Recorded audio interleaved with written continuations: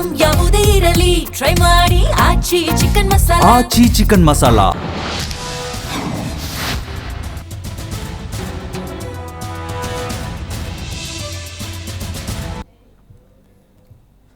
ನಮಸ್ಕಾರ, ಮೆಗಾ ಸುದ್ದಿ ವಿಶೇಷ ಕಾರ್ಯಕ್ರಮಕ್ಕೆ ಸ್ವಾಗತ. ನಾನು ಹಿಮಕುಮಾರ್. ಬೆಂಗಳೂರು ನಗರದಲ್ಲಿ ಪಾರ್ಕಿಂಗ್ ಸಮಸ್ಯೆಯನ್ನ ಬಗೆಹರಿಸೋದಕ್ಕೆ ಜಿಬಿಎ ಮುಂದಾಗಿದೆ. ಜಿಬಿಎ ಕಡೆಯಿಂದ ಹೊಸ ನಿಯಮವನ್ನ, ಹೊಸ ನೀತಿಯನ್ನ ಜಾರಿಗೆ ತರೋದಕ್ಕೆ ಈ ಜಿಬಿಎ ಮುಂದಾಗಿದೆ. ಹಾಗಾದ್ರೆ ಈ ನಿಯಮದಿಂದಾಗಿ ಪಾರ್ಕಿಂಗ್ ಸಮಸ್ಯೆ ಆಗಿರಬಹುದು ಅಥವಾ ಟ್ರಾಫಿಕ್ ಸಮಸ್ಯೆ ಸರಿ ಹೋಗುತ್ತಾ ಅನ್ನುವಂಥ ಯಕ್ಷ ಪ್ರಶ್ನೆ ಇದೆ. ಅಂದರೆ ಇನ್ನು ಮುಂದೆ ನೀವು ಮನೆಯ ಮುಂಭಾಗದಲ್ಲಿ ನಿಮ್ಮ ಗಾಡಿಗಳನ್ನು ನಿಲ್ಲಿಸಿದ್ರೆ ದಂಡ ಕಟ್ಟಬೇಕಾಗತ್ತೆ. ಅಂದರೆ ಪೇ ಮಾಡಬೇಕು, ದುಡ್ಡು ಪೇ ಮಾಡಬೇಕು. ಮಾಡಲಿಲ್ಲ ಅಂದರೆ ದಂಡ ಹಾಕ್ತಾರೆ. ಮನೆಯ ಮುಂಭಾಗದಲ್ಲಿ ನಿಮ್ಮ ಕಾಂಪೌಂಡ್ ಒಳಗಡೆ ಇದ್ದರೆ ಏನು ಸಮಸ್ಯೆ ಆಗೋದಿಲ್ಲ. ಸೊ ಎಲ್ಲೆಲ್ಲಿ ಸಾರ್ವಜನಿಕ ರಸ್ತೆಗಳಿರ್ತಾವಲ್ಲ, ಬೈಕ್ ಸೇರಿದಂತೆ ಕಾರ್ಗಳಿಗೂ ಕೂಡ ಸೊ ಹಂಗಾಗಿ ಯಾವುದೇ ವಾಹನ ಇದ್ದರೂ ಕೂಡ ಅಲ್ಲಿ ನೀವು ಪೇ ಮಾಡಬೇಕಾಗತ್ತೆ. ಕಾರಣ ಏನು ಅಂತ ಹೇಳಿದ್ರೆ ಈಗಿನ ಈ ಟ್ರಾಫಿಕ್ ಸಮಸ್ಯೆ ಇದೆಯಲ್ಲ, ಅದು ಇದರಿಂದ ಕಡಿಮೆ ಆಗುತ್ತೆ ಅನ್ನುವಂಥ ಲೆಕ್ಕಾಚಾರ ಇದೆ. ಹಾಗಾದರೆ ಇದರಿಂದ ಆಗುವಂಥ ಅನುಕೂಲ ಅನಾನುಕೂಲ ಏನು? ಸಣ್ಣ ವ್ಯಾಪಾರಿಗಳಿಗೆ ಏನಾದರೂ ದೊಡ್ಡ ಮಟ್ಟದಲ್ಲಿ ಎಫೆಕ್ಟ್ ಆಗುತ್ತಾ? ಈ ಜಿಬಿಎ ಅಧಿಕಾರಿಗಳು ಅಂದರೆ ಗ್ರೇಟರ್ ಬೆಂಗಳೂರು ಅನ್ನೋದು ಸಾರ್ವಜನಿಕ ಹಿತದೃಷ್ಟಿಯನ್ನು ನೋಡ್ತಾ ಇದೆಯಾ ಅಥವಾ ಆದಾಯದ ಮೂಲ ನೋಡ್ತಾ ಇದೆ ಅಂಥೇಳಿ ಸಮಸ್ಯೆ ಕಡಿಮೆ ಆಗತ್ತೆ ಇಲ್ಲ ಅನ್ನೋದು ಒಂದು ಪ್ರಶ್ನೆ. ಆದರೆ ಮತ್ತೊಂದು ಕುತೂಹಲ ಏನು ಅಂತ ಹೇಳಿದ್ರೆ ಇದರಿಂದ ಆದಾಯ ಕೂಡ ಬರುತ್ತೆ ಜಿಬಿಎಗೆ. ಸೊ ಹಂಗಾಗಿ ಯಾವ ವಿಚಾರವನ್ನು ಇದರಿಂದ ಸರಿ ಹೋಗುತ್ತಾ ಇಲ್ಲ ಈ ಸಮಸ್ಯೆಗಳು ಇದೆಲ್ಲದ್ರ ಬಗ್ಗೆ ಚರ್ಚೆ ಮಾಡ್ತೀವಿ. ಇದೇ ಇವತ್ತಿನ ವಿಶೇಷ. ಎಚ್ಚರ ಪಾರ್ಕಿಂಗ್ ಇದೆಯಾ?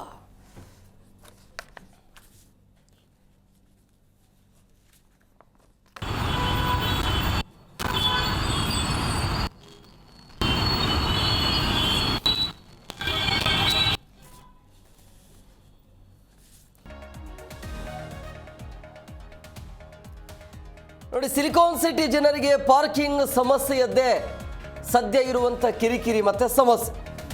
ಸೊ ಹಂಗಾಗಿ ಪಾರ್ಕಿಂಗ್ ಸಮಸ್ಯೆಯ ನಿವಾರಣೆಗೆ ಜಿಬಿಎಯ ಬತ್ತಳಿಕೆಯಲ್ಲಿ ಈ ಒಂದು ಅಸ್ತ್ರ ಇದೆ. ಇವಾಗ ಹೊಸ ಪಾರ್ಕಿಂಗ್ ಶುಲ್ಕ ನೀತಿಯನ್ನು ಜಾರಿಗೆ ತರೋದಕ್ಕೆ ಜಿಬಿಎ ಕರಡು ಸಿದ್ಧತೆಯನ್ನು ಮಾಡಿಕೊಂಡಿದೆ.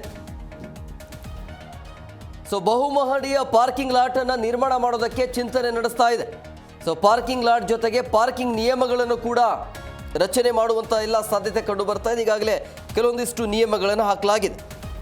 ಮತ್ತೆ ಪಾರ್ಕಿಂಗ್ ಲಾಟ್ನ ಈ ಓಲ್ಡ್ ಯೋಜನೆಗೆ ಹೊಸ ರೂಪವನ್ನು ತರಲಾಗುತ್ತೆ. ಅಂದರೆ ಈ ನೀತಿ ಅಥವಾ ನಿಯಮ ಇದೆಯಲ್ಲ, ಇದು 10 ವರ್ಷದ ಹಿಂದೆಯೇ ಇದನ್ನು ತರಬೇಕು ಅನ್ನುವಂಥ ವಿಚಾರ ಇತ್ತು. ಈಗ ಅದನ್ನೇ ತರ್ತಾ ಇದ್ದಾರೆ. ಈ ಹಿಂದೆ ಮುಖ್ಯ ರಸ್ತೆಗಳಲ್ಲಿ ಪೇ ಆ್ಯಂಡ್ ಪಾರ್ಕಿಂಗ್ ಇತ್ತು. ಸೊ ಈವರೆಗೂ ಕೂಡ ಈ ಸಮಸ್ಯೆ, ಆ ರೀತಿಯ ಪೇ ಮಾಡೋದಿದ್ರೂ ಕೂಡ ಸಮಸ್ಯೆ ಬಗೆಹರಿದಿಲ್ಲ ಈ ಪಾರ್ಕಿಂಗ್ ಸಮಸ್ಯೆ ಅನ್ನೋದು.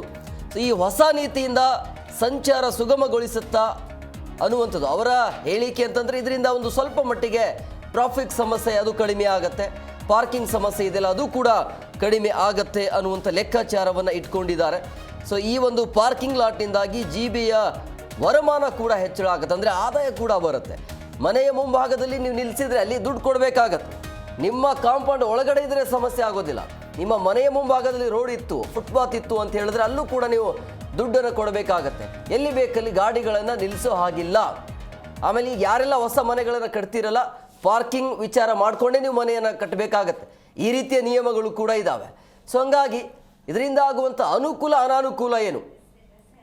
ಈ ಜಿಬಿಎ ಅಂದರೆ ಗ್ರೇಟರ್ ಬೆಂಗಳೂರು ಕೇವಲ ಆದಾಯವನ್ನು ನೋಡ್ತಾ ಇದೆಯಾ ಅಥವಾ ಸಾರ್ವಜನಿಕರ ಹಿತದೃಷ್ಟಿಯಿಂದ ಮಾಡ್ತಾ ಇರುವಂಥ ಕೆಲಸನ ಇದು ಅಂತ ನೋಡಿ. ಪ್ರಮುಖವಾಗಿ ಈ ಪಾರ್ಕಿಂಗ್ ರೂಲ್ಸನ್ನು ಕೂಡ ಕ್ವಿಕ್ಕಾಗಿ ನೋಡ್ತಾ ಹೋಗೋಣ. ಮನೆ ಕಾಂಪೌಂಡಲ್ಲಿ ವಾಹನ ಪಾರ್ಕ್ ಮಾಡಲೇಬೇಕು ಅಂದರೆ ನಿಮ್ಮ ಮನೆಯ ಕಾಂಪೌಂಡ್ ಒಳಗಡೆ ಮಾತ್ರ.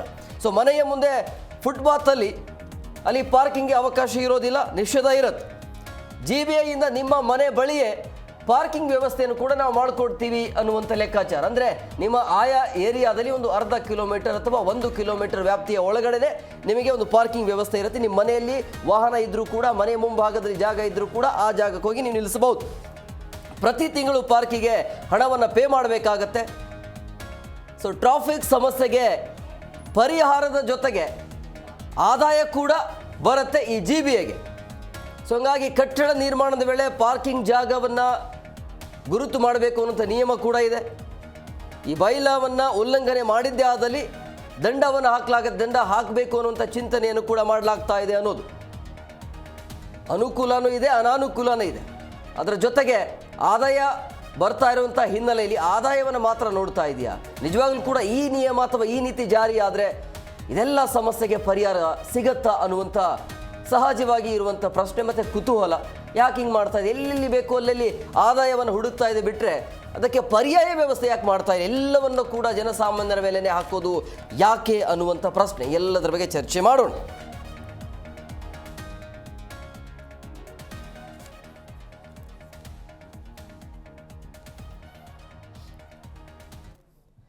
ಈ ಬಗ್ಗೆ ಮಾತನಾಡೋದಕ್ಕೆ ಅತಿಥಿಯವರು ಜಾಯ್ನ್ ಆಗಿದ್ದಾರೆ. ನಾನು ಅವ್ರನ್ನ ಕಾರ್ಯಕ್ರಮಕ್ಕೆ ವೆಲ್ಕಮ್ ಮಾಡ್ತೀನಿ. ಮೊದಲನೇದಾಗಿ ನಿವೃತ್ತ ಪ್ರಾದೇಶಿಕ ಸಾರಿಗೆ ಅಧಿಕಾರಿಯಾಗಿರುವಂಥ ರಾಜಣ್ಣ ಅವರು ಜಾಯ್ನ್ ಆಗಿದ್ದಾರೆ. ಸರ್, ಕಾರ್ಯಕ್ರಮಕ್ಕೆ ಆತ್ಮೀಯವಾದಂಥ ಸ್ವಾಗತ.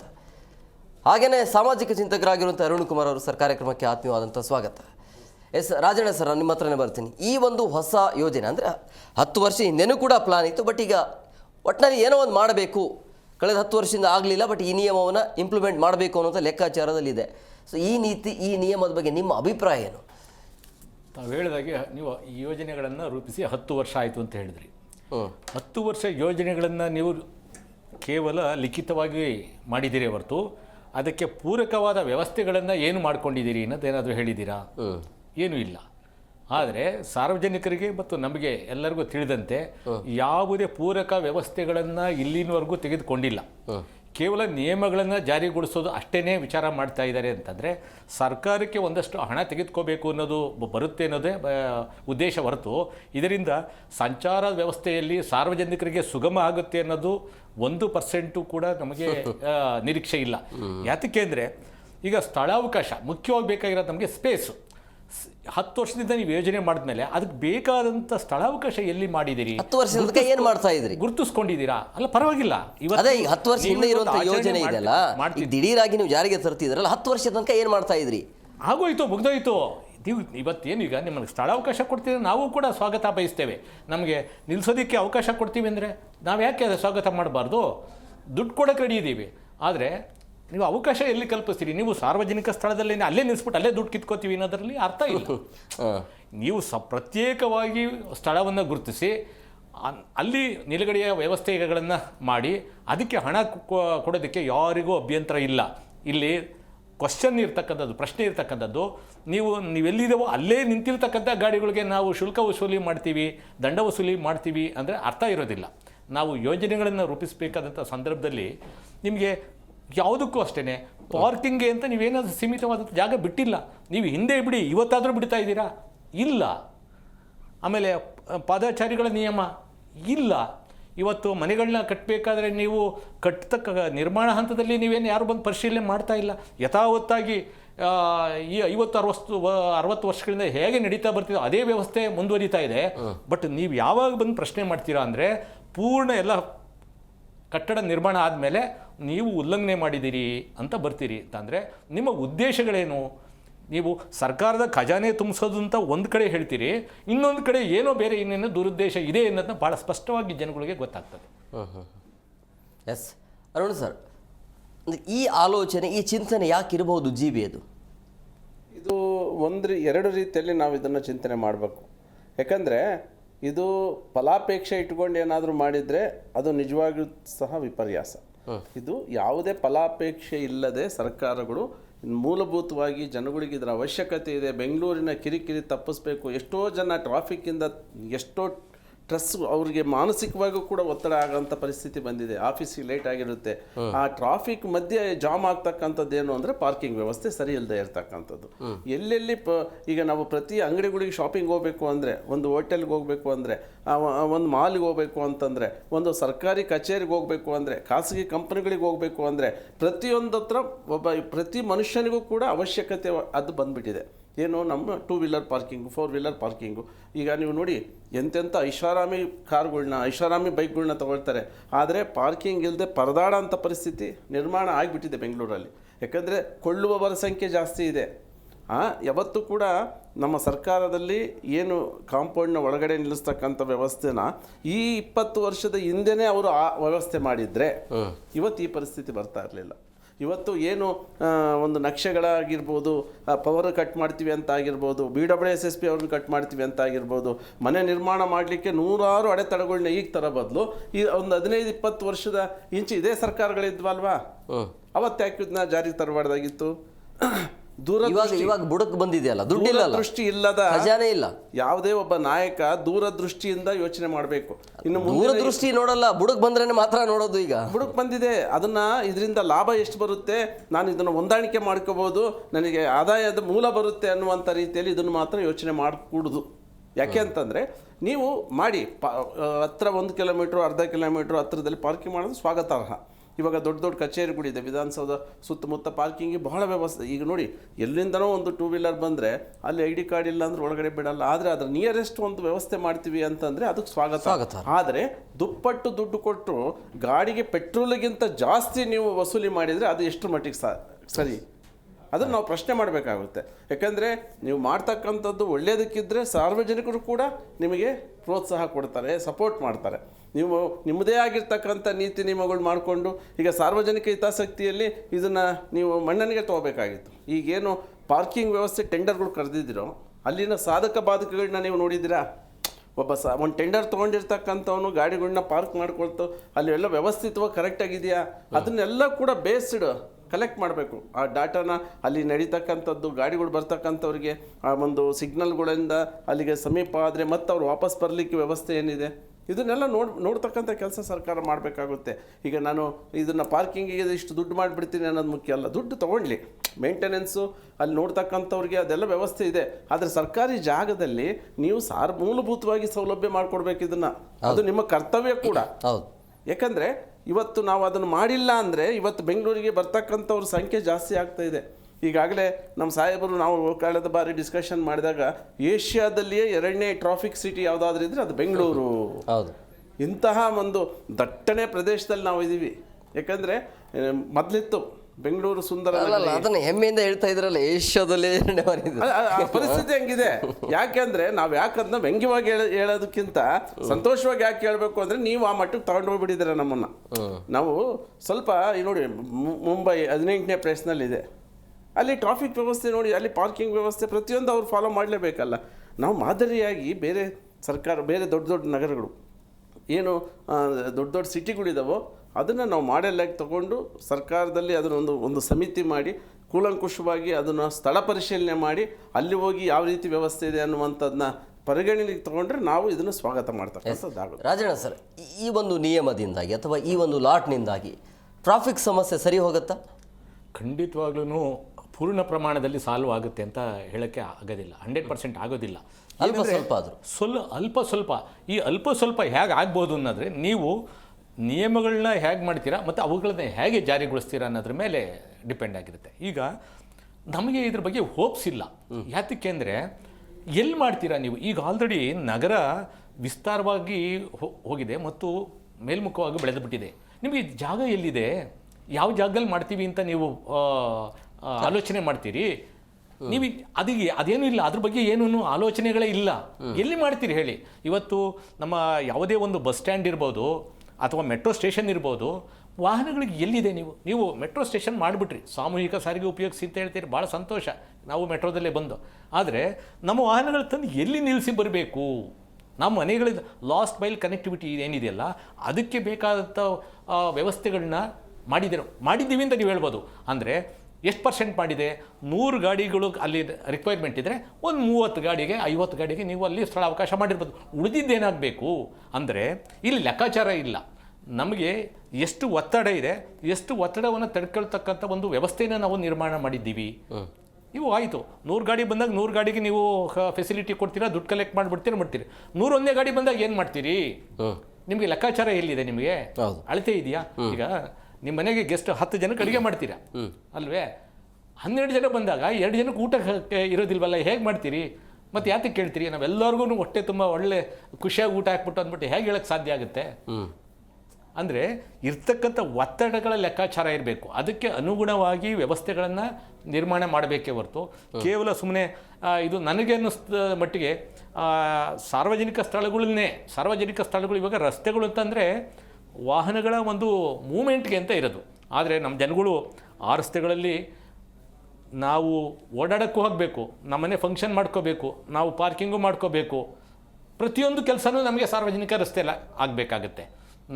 ನಮಗೂ ಆಗಬೇಕು ನಿಮಗೂ ಆಗಬೇಕು ಅಂದರೆ ನಮ್ಮಲ್ಲಿ ಇರ್ತಕ್ಕಂಥ ವ್ಯವಸ್ಥೆ ಇಷ್ಟೇ ಸಂಭವ ಹೇಗೋ ನಾವು ಒಂದು ಅಡ್ಜಸ್ಟ್ಮೆಂಟು ಕೋಆಪ್ರೇಷನ್ನು ಅಂಡರ್ಸ್ಟ್ಯಾಂಡಿಂಗಲ್ಲಿ ನಡೀತಾ ಇದೆಯೇ ಹೊರತು ಇದಕ್ಕೆ ಹಣನ ನಾವು ಸರ್ಕಾರಕ್ಕೆ ತಗೊಳ್ತೀವಿ ಅಂತ ಹೇಳ್ತಾ ಇದ್ದಾರೆ ಅನ್ನೋದೇ ಹೊರತುಪಡಿಸಿ ಇದರಿಂದ ರಸ್ತೆಗಳಲ್ಲಿ ಮೂಲಭೂತ ಸೌಕರ್ಯ ಸಿಗುತ್ತೆ ಅಂತ ಹೇಳಕ್ಕೆ ಬರೋದಿಲ್ಲ. ಇನ್ನು ನಾವು ಇದು ಖಾಸಗಿ ವಾಹನಗಳಷ್ಟೇ ಇನ್ನು ಸಾರಿಗೆ ವಾಹನಗಳ ಕ್ಷೇತ್ರಕ್ಕೆ ಬಂದಂಥ ಸಂದರ್ಭದಲ್ಲಿ ಇವತ್ತು ಬೆಂಗಳೂರಿಗೆ ಸಾವಿರಾರು ಗಾಡಿಗಳು ದೇಶದ ಎಲ್ಲ ಭಾಗಗಳಿಂದಲೂ ಟ್ರಕ್ಗಳು ಬರ್ತವೆ, ಬಸ್ಗಳು ಬರುತ್ತೆ, ಆಮೇಲೆ ಟ್ಯಾಕ್ಸಿಗಳು ಬರ್ತವೆ. ಇವಕ್ಕೆ ಏನಾದರೂ ಒಂದಿಷ್ಟು ಆಲೋಚನೆ ಏನಾದರೂ ಮಾಡಿದರೆ ಎಲ್ಲಿರಬೇಕು ಅವರು? ಟ್ರಕ್ಗಳು ಬರ್ತಾವಲ್ಲ, ಎಲ್ಲಿ ನಿಲ್ಲಿಸ್ಕೋಬೇಕು? ಅವ್ರಿಗೆ ಬೇಕಾದಂಥ ಒಂದು ಮೂಲಭೂತ ಸೌಕರ್ಯ ಏನಾದರೂ ಮಾಡಿದ್ದೀರಾ? ಎಲ್ಲಿ ಮಾಡಿದ್ದೀರಾ ತೋರಿಸಿ. ಮಾಡಿದ್ದೀವಿ ಅಂತ ಸ್ವಲ್ಪ ಹೇಳ್ಬೋದು, ಅದರ ಪ್ರಮಾಣ ಅಗತ್ಯತೆ ಏನು ಮಾಡೋಕ್ಕಾಗತ್ತೆ? ಬೆಂಗಳೂರಂತೂ ಬೆಳೆದು ಬಿಟ್ಟಿದೆ, ಈಗ ಏನು ಮಾಡಬೇಕೀಗ?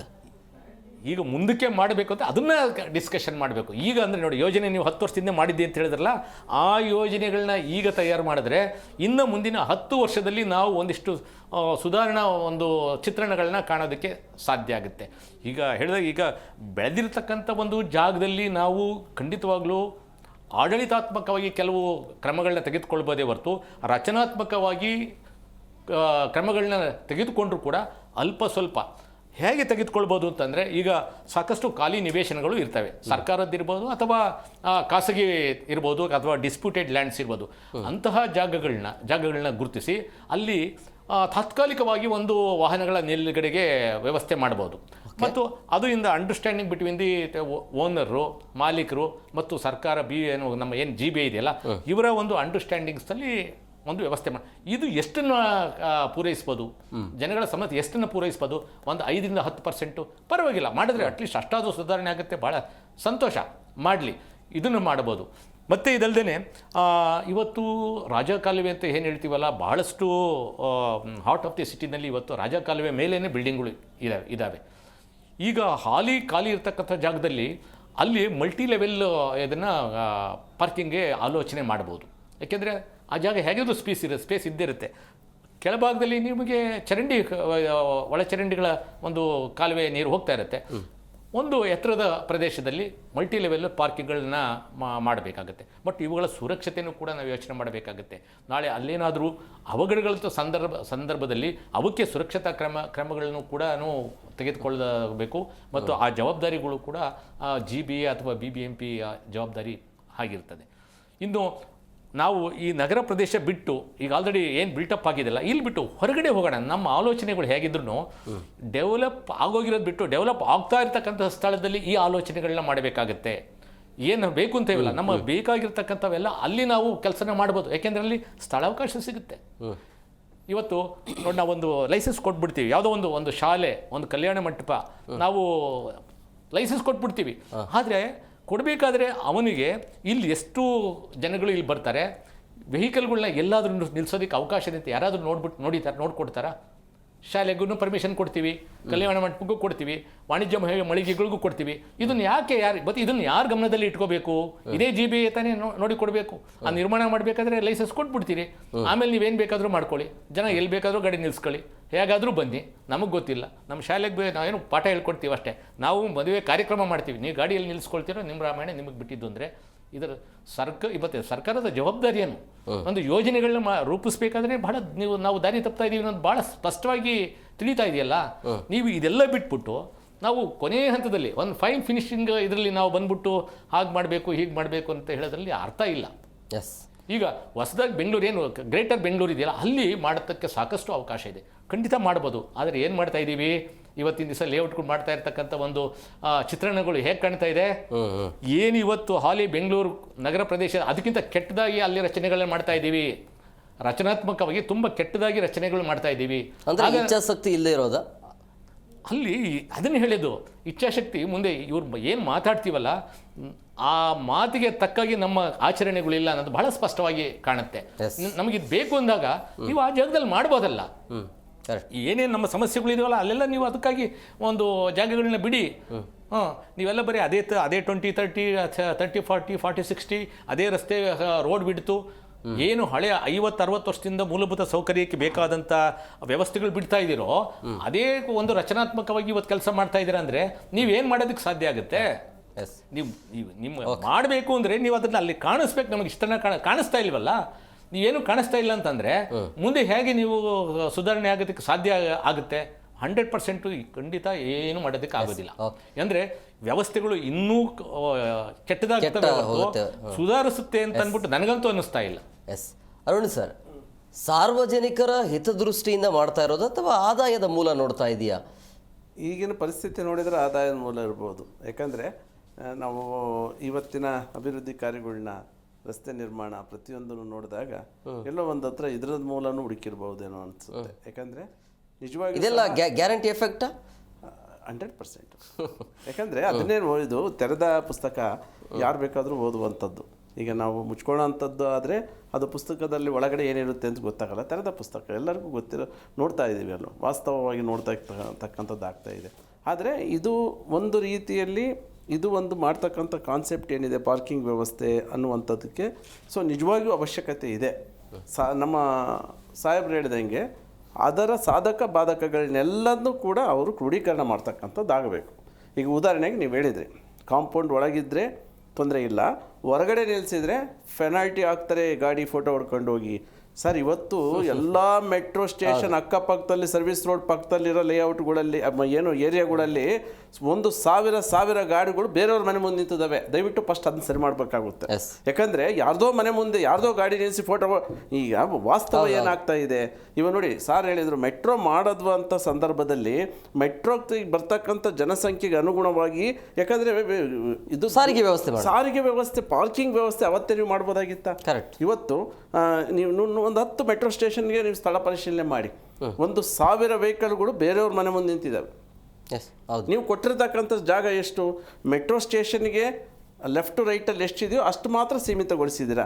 ನಿಮ್ಮ ಮೆಟ್ರೋ ಜನಸಂಖ್ಯೆ ಲಕ್ಷ ಓಡಾಡ್ತಾ ಇದ್ದಾರೆ. ಯಾಕಂದರೆ ನಿಮಗೆ ಗೊತ್ತಿರಲಿಲ್ವಾ ಮುಂದಿನ ದಿನಗಳಲ್ಲಿ ಮೆಟ್ರೋ ಡಿಪೆಂಡ್ ಆಗ್ತಾರೆ ಬೆಂಗಳೂರು ನಾಗರಿಕರು ಅಂತ? ನಿಮ್ಮ ದೂರದೃಷ್ಟಿ ಎಲ್ಲಿ ಹೋಗಿತ್ತು ನಿಮ್ಮ ಸರ್ಕಾರದಲ್ಲಿ? ಯಾಕಂದರೆ ಅಂಥ ಪರಿಣಿತರು ಯಾರೂ ಇರೋದಿಲ್ವಾ? ನಾವು ಪ್ರಶ್ನೆ ಮಾಡಬೇಕಾಗುತ್ತೆ ಅದನ್ನು. ಯಾಕಂದರೆ ಸಾರ್ವಜನಿಕರ ಒಂದು ಸೌಲಭ್ಯಗಳು ಇದೆ ಅಂತ ಎಲ್ಲರೂ ಬೆಂಗಳೂರಿಗೆ ವಲಸೆ ಬರ್ತಾರೆ. ದುಡಿಮೆ ಚೆನ್ನಾಗಿದೆ, ಇಲ್ಲಿ ವ್ಯವಸ್ಥೆ ಚೆನ್ನಾಗಿದೆ, ಇಲ್ಲಿ ಎಲ್ಲ ರೀತಿಯಲ್ಲಿ ಬೇರೆ ನಗರಗಳಿಗೆ ಕಂಪೇರ್ ಮಾಡಿದರೆ ಇಲ್ಲಿ ಭಾಳ ಅತ್ಯುತ್ತಮವಾಗಿದೆ ಅಂತ ಬಂದಾಗ ನೀವು ಬರ್ತಕ್ಕಂಥ ವಾಸಿಗಳಿಗೇ ವ್ಯವಸ್ಥೆನೇ ಸರಿ ಮಾಡಿಕೊಟ್ಟಿಲ್ಲ ಅಂದರೆ ಮುಂದಿನ ದಿನಗಳಲ್ಲಿ ಅದು ಪರಿಣಾಮವನ್ನು ಎದುರಿಸ್ಬೇಕಾಗುತ್ತೆ. ಸೊ ಹಾಗಾಗಿ ನಾವು ಇಲ್ಲಿ ಒಂದು ನೋಟ್ ಮಾಡ್ತಕ್ಕಂಥದ್ದು ಏನಪ್ಪ ಅಂದರೆ, ಈಗ ಹೊಸ ಲೇಔಟ್ಗಳನ್ನ ಪ್ರಾರಂಭ ಮಾಡ್ತಾ ಇದ್ದಾವೆ. ಸ್ಟಾರ್ಟ್ ಇವರೇ BDA ಅಂತಲೇ ಸ್ಟಾರ್ಟ್ ಆಗಲಿ. ನೀವು CS ಸೈಟ್ನ ಸೀಮಿತ ಮಾಡ್ತೀರಾ ಹೊರತು ಪಾರ್ಕಿಂಗ್ ಸೈಟ್ ಅಂತ ಏನಾದರೂ ಬಿಡ್ತಿದ್ದೀರಾ? ಅಲ್ಲ, ಇದರಲ್ಲಿ ಇದೆ, ಅದು ಈಗ ಮಾಡಬೇಕು ಅಂತಿದೆಯಲ್ಲ ಸರ್. ಈಗ ಪ್ರೈವೇಟ್ ಖಾಸಗಿಯಲ್ಲಿ ನೀವು ಏನು ನಗರ ಪ್ರಾಧಿಕಾರದಿಂದ ನಗರ ಯೋಜನೆಗಳಿಂದ ಏನು ಡೆವಲಪ್ಮೆಂಟ್ ಅಥಾರಿಟಿಯಿಂದ ಏನು ಕೊಡ್ತಾ ಇದ್ರು, ಈಗ CS ಸೈಟ್ ಕಂಪಲ್ಸರಿ ಇರಬೇಕು, ಇಷ್ಟು ಬದಿ 30 ಅಡಿ ರಸ್ತೆ ಇರಬೇಕು, 60 ಅಡಿ ರಸ್ತೆ ಇರಬೇಕು, ನೀವು ಇದಕ್ಕಂತಲೇ ಪಾರ್ಕಿಂಗಂತಲೇ ಜಾಗ ಬಿಡಬೇಕು. ನೀವು ಎಲ್ಲಾದರೂ ಇಷ್ಟು ದಿನ ಪ್ಲಾನ್ ಕೊಟ್ಟಿದ್ರಲ್ಲಿ ಪಾರ್ಕಿಂಗ್ ಆಗಿ ಸಾರ್ವಜನಿಕ ಪಾರ್ಕಿಂಗ್ ನಿಮ್ಮ ಲೇಔಟು ಉದಾಹರಣೆಗೆ ಒಂದು 10 ಎಕರೆ ಜಾಗದಲ್ಲಿ ಒಂದು 200 ಮನೆಗಳು ಬರ್ಬೋದು. 200 ಮನೆಗಳಿಗೆ ತಕ್ಕಂತಹ ಪಾರ್ಕಿಂಗ್ ಅಂದರೆ 200 ಮನೆಗಳು ಬಂದರೆ 200 ಮನೆಯವರು ಕೂಡ ಒಂದೊಂದು ಮನೆ ಒಂದು ಮನೆ ಮಾಲೀಕ 30-40 ಸೈಟ್ ಇತ್ತು ಅಂದರೆ 4 ಮನೆ ಕಟ್ಕೊಳ್ತಾರೆ, 4 ಜನ ಟೆನೆಂಟ್ ಬರ್ತಾರೆ, 4 ಕಾರ್ ಬರ್ತವೆ, 4 ಬೈಕ್ ಬರ್ತವೆ. ಇವರಿಗೆಲ್ಲ ಆ ಮನೆಯಲ್ಲಿ ಪಾರ್ಕಿಂಗ್ ವ್ಯವಸ್ಥೆ 30-40ನಲ್ಲಿ 3 ಕಾರ್ ನಿಲ್ಲಿಸ್ಬೋದು.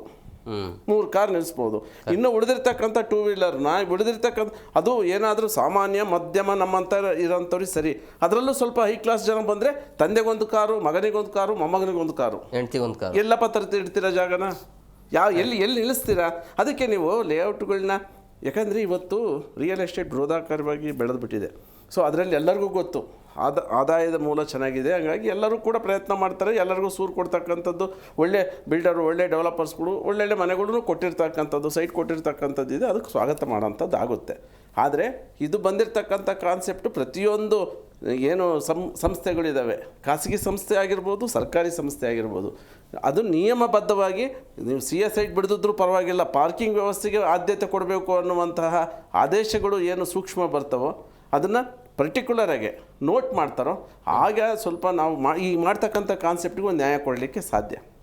ಅದಿಲ್ಲದೆ ಹೋದರೆ ನಿಜವಾಗಿಯೂ ಸಹ ಮುಂದಿನ ದಿನಗಳಲ್ಲಿ ಇವತ್ತು ನೋಡಿ ಮೆಟ್ರೋದಲ್ಲಿ ಒಳಗಡೆ ಮೆಟ್ರೋ ಹೋಗಲಿಕ್ಕೆ ಟೂ ವೀಲರ್ ಬಂದರೆ 1 ಕಿಲೋಮೀಟ್ರ್ವರೆಗೂ ಫಾಲೋ ಮಾಡ್ತಾನೆ ಎಲ್ಲಿ ಖಾಲಿದೆ ಜಾಗ. ಈಗ ನಾವು ಕೂಡ ಬರುವಾಗ ಸುಮಾರು 5-6 ನಿಮಿಷಗಳ ಕಾಲ ಖಾಲಿ ಜಾಗ ಎಲ್ಲಿದೆ, ಯಾಕಂದರೆ ಇವಾಗ ನಾಗರಬಾವಿಯಿಂದ ಬರ್ತಕ್ಕಂಥವ್ರು ನಾಯಂಡಳ್ಳಿ ದೂರ ಪ್ರದೇಶದಲ್ಲಿ ಬಂದು ಎಲ್ಲಿ ಬರಬೇಕು, ಅವರು ಹತ್ತಿರದ ಮೆಟ್ರೋ ಸ್ಟೇಷನಿಗೆ ಬರಬೇಕು. ಹತ್ತಿರದ ಮೆಟ್ರೋ ಸ್ಟೇಷನ್ಗೆ ಅಲ್ಲಿಂದ ನಾವು MG ರೋಡಿಗೆ ಬರಬೇಕು ಅಂದರೆ ಟೂ ವೀಲರಲ್ಲಿ ಬಂದರೆ 1 ತಾಸು ಬೇಕು, ಮೆಟ್ರೋದಲ್ಲಿ ಬಂದರೆ 15 ನಿಮಿಷ ಸಾಕು, ಎಲ್ಲರಿಗೂ ಗೊತ್ತಿದೆ. ಆದರೆ ಈ ಒಂದು ದೂರದೃಷ್ಟಿ ಹಿಂದೆ ಮಾಡುವಾಗ ಇರಲಿಲ್ಲ, ಈಗ ಮಾಡಿದರೆ ಸ್ವಾಗತ. ಆದರೆ ಮುಂದಿನ ದಿನಗಳ ದೂರದೃಷ್ಟಿ ಇಟ್ಕೊಂಡು ಮಾಡ್ರಿ ಅನ್ನುವಂಥದ್ದು ನಮ್ಮ ಮಾತು. ರಾಜಣ್ಣ ಸರ್, ಈಗ ಈ ಕಮಿಟಿ ಮಾಡ್ತಾರಲ್ಲ, ಅಂದರೆ ಸಾರ್ವಜನಿಕರ ಹಿತದೃಷ್ಟಿಯನ್ನು ನೋಡ್ಕೊಂಡು ಕಮಿಟಿ ಮಾಡೋದಿಲ್ಲ ಅಥವಾ ಹೇಗೆ ನಿರ್ಧಾರಕ್ಕೆ ಬಂದುಬಿಡ್ತಾರೆ ಇವರು? ಈಗ ನೋಡಿದ್ರೆ ಸಾಕಷ್ಟು ಸಮಸ್ಯೆಗಳಿದ್ದಾವೆ, ನಿಮ್ಮ ದೂರದೃಷ್ಟಿನೇ ಇಲ್ಲ, ಆಮೇಲೆ ಮನೆ ಮುಂಭಾಗದ ನಿಲ್ಲಿಸಿದರೆ ನೀವು ದಂಡ ಹಾಕ್ತೀರಿ. ಇಲ್ಲಿ ಕಮಿಟಿ ಅಂದರೆ ಕಮಿಟಿ ಮೆಂಬರ್ಸ್ ಯಾರು ಅಂತ ನಮಗೆ ಯಾರಿಗೂ ಗೊತ್ತಿಲ್ಲ. ಇದು ಸರ್ಕಾರದ ಒಂದು ಒಳಗಡೆ ನಡೀತಕ್ಕಂಥ ಒಂದು ಪ್ರಕ್ರಿಯೆ.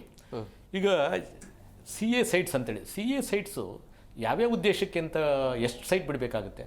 CA ಅಂದ ಕ್ಷಣಕ್ಕೆ ಕಮ್ಯುನಿಟಿ ಅಮ್ಯುನಿಟೀಸ್ಗೆ ಅಂದರೆ ಕೇವಲ ಅದು ಪಾರ್ಕಿಂಗ್ ಮಾತ್ರ ಸೀಮಿತ ಅಲ್ಲ, ಇನ್ನೂ ಬೇಕಾದಷ್ಟು ಸರ್ಕಾರಿ ಸಂಸ್ಥೆಗಳಿದ್ದಾವೆ, ಅದಕ್ಕೆ ಬೇಕು. ಬಸ್ ಸ್ಟ್ಯಾಂಡ್ಗಳು ಬೇಕಾಗುತ್ತೆ, ಕಸ ವಿಲೇವಾರಿಗೆ ಬೇಕಾಗುತ್ತೆ, ಪೊಲೀಸ್ ಸ್ಟೇಷನ್ಗೆ ಬೇಕಾಗುತ್ತೆ, ತ್ಯಾಜ್ಯ ವಿಂಗಡಣೆಗೆ ಬೇಕಾಗುತ್ತೆ, ಹೀಗೆ ನಾನಾ ಪ್ಲೇ ಗ್ರೌಂಡ್ ಬೇಕು, ಒಂದು ಸಣ್ಣ ಪಾರ್ಕ್ ಬೇಕು. ಇವಕ್ಕೆಲ್ಲವಕ್ಕೂ ಪ್ರತ್ಯೇಕವಾಗಿ ಈ CA ಅನ್ನೋದನ್ನ ಒಂದು ಕಾನ್ಸೆಪ್ಟನ್ನ ಬಿಡಬೇಕು. ಇದನ್ನು ಮಾಡಬೇಕಾದಂಥ ಸಂದರ್ಭದಲ್ಲಿ ನಮ್ಮ ಬೆಂಗಳೂರಿನ ಟೋಪೋಗ್ರಫಿ ಹೇಗಿದೆ ಅಂತ ನೋಡಬೇಕು. ಇವ್ರಿಗೆಲ್ಲ ಗೊತ್ತಿಲ್ಲ ಅಂತಲ್ಲ, ಖಂಡಿತವಾಗ್ಲೂ ಯೋಜನೆ ಮಾಡೋರಿಗೆಲ್ಲ ಗೊತ್ತಿದೆ. ಬಟ್ ಕೊನೆಗೆ ಯಾಕೆ ಇವರು ದಾರಿ ತಪ್ಪಿ ಯೋಜನೆಗಳನ್ನ ಮಾಡ್ತಾ ಇದ್ದಾರೋ ಖಂಡಿತವಾಗ್ಲೂ ಗೊತ್ತಾಗೋದಿಲ್ಲ. ಬೆಂಗಳೂರಿನ ಟೋಪೋಗ್ರಫಿ ಪ್ರಕಾರ ಆ ಟೋಪೋಗ್ರಫಿನಲ್ಲಿ ನೀರಿನ ಯಾವ ಹರಿವು ಯಾವ ಕಡೆ ಇದೆ, ಇಲ್ಲಿ ಪಾರ್ಕ್ಗೆ ಬಿಡ್ಬೋದಾ ಅಥವಾ ಪ್ಲೇ ಗ್ರೌಂಡಿಗೆ ಬಿಡ್ಬೋದಾ ಅಥವಾ ಇಲ್ಲಿ ಸೆಲ್ಲಾರ್ನ ಮಾಡೋದಕ್ಕೆ ಅವಕಾಶ ಕೊಡ್ಬೋದಾ? ಇವರು ಹಂಗಲ್ಲ, ಏಕರೂಪವಾದಂಥ ಒಂದು ನಿಯಮಗಳು ಮಾಡಿಬಿಟ್ಟು ಅಲ್ಲಿ ಅವಕಾಶ ಅನುಕೂಲ ಮಾಡಿಕೊಡ್ಬೋದು, ಸೆಲ್ಲಾರ್ ಮಾಡೋಕ್ಕೆ ಅವಕಾಶ ಕೊಡ್ಬೋದು. ಆದರೂ ಕೂಡ ಇಲ್ಲ, ನಮ್ಮ ಬೈಲಾದಲ್ಲಿ ನಾವು ಕೊಡೋದಿಲ್ಲ, ನೀವು ಕಟ್ಕೊಳ್ಳಿ ಆಮೇಲೆ ನಮಗೆ ಕೊಡಿ. ಅದೇ ರೀತಿ ಇನ್ಯಾವುದೋ ಜಾಗದಲ್ಲಿ it is inconvenience, totally it is not able to give, ಅಲ್ಲಿ ಪರ್ಮಿಷನ್ ಕೊಡ್ತಕ್ಕಂಥದ್ದು ಸ್ಥಳವೇ ಅಲ್ಲ, ಅಲ್ಲೂ ಕೂಡ ಅದೇನೇ ಕಾನೂನನ್ನ ಜಾರಿ ಮಾಡ್ತಾರೆ. ಅಲ್ಲಿ ನೀರು ಬರುತ್ತೆ, ಅಲ್ಲಿ ವಾಟರ್ ಫ್ಲೋ ಇರ್ತದೆ, ಅಲ್ಲಿ ಸೆಲ್ಲರ್ಗಳು ಮಾಡಬಾರ್ದು. ಇವರು ನಿರ್ಮಾಣ ಹಂತದಲ್ಲಿ ಹೋಗ್ಬಿಟ್ಟು ಯಾವುದೇ ಒಂದು ಇವರು ತಡೀತಕ್ಕಂಥ ಒಂದು ಕೆಲಸ ಮಾಡೋದೇ ಇಲ್ಲ. ಯಾವ ಮನೆ ನೋಡಿ ಯಾವಕ್ಕೂ ಕಾಂಪೌಂಡೇ ಇಲ್ಲ.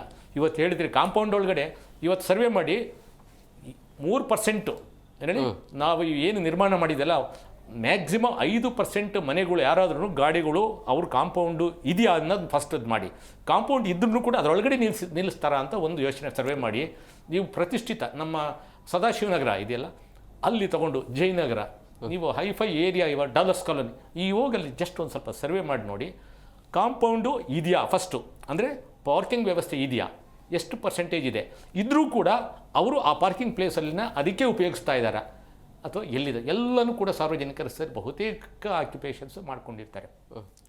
ನನಗೆ ಮಹೇಶ್ವರ ರಾವ್ ಅವ್ರದ್ದು ಒಂದು ತುಂಬ ಇಷ್ಟ ಆಗಿದ್ದು ಒಂದು ಕೆಲಸ ಅಂದರೆ, ಇವತ್ತು ರಸ್ತೆಗಳಲ್ಲಿ ಉಪಯೋಗಿಸ್ತಾ ಇರತಕ್ಕಂಥ ಅನಾಥ ವಾಹನಗಳು ಸಾಕಷ್ಟು ಇವತ್ತು ರಸ್ತೆಯಲ್ಲಿ ನಿಂತಿದ್ದಾವೆ, ತಿಂಗಳುಗಟ್ಟಲೆ ವರ್ಷಗಟ್ಟಲೆ ನಿಂತಿದ್ದಾವೆ.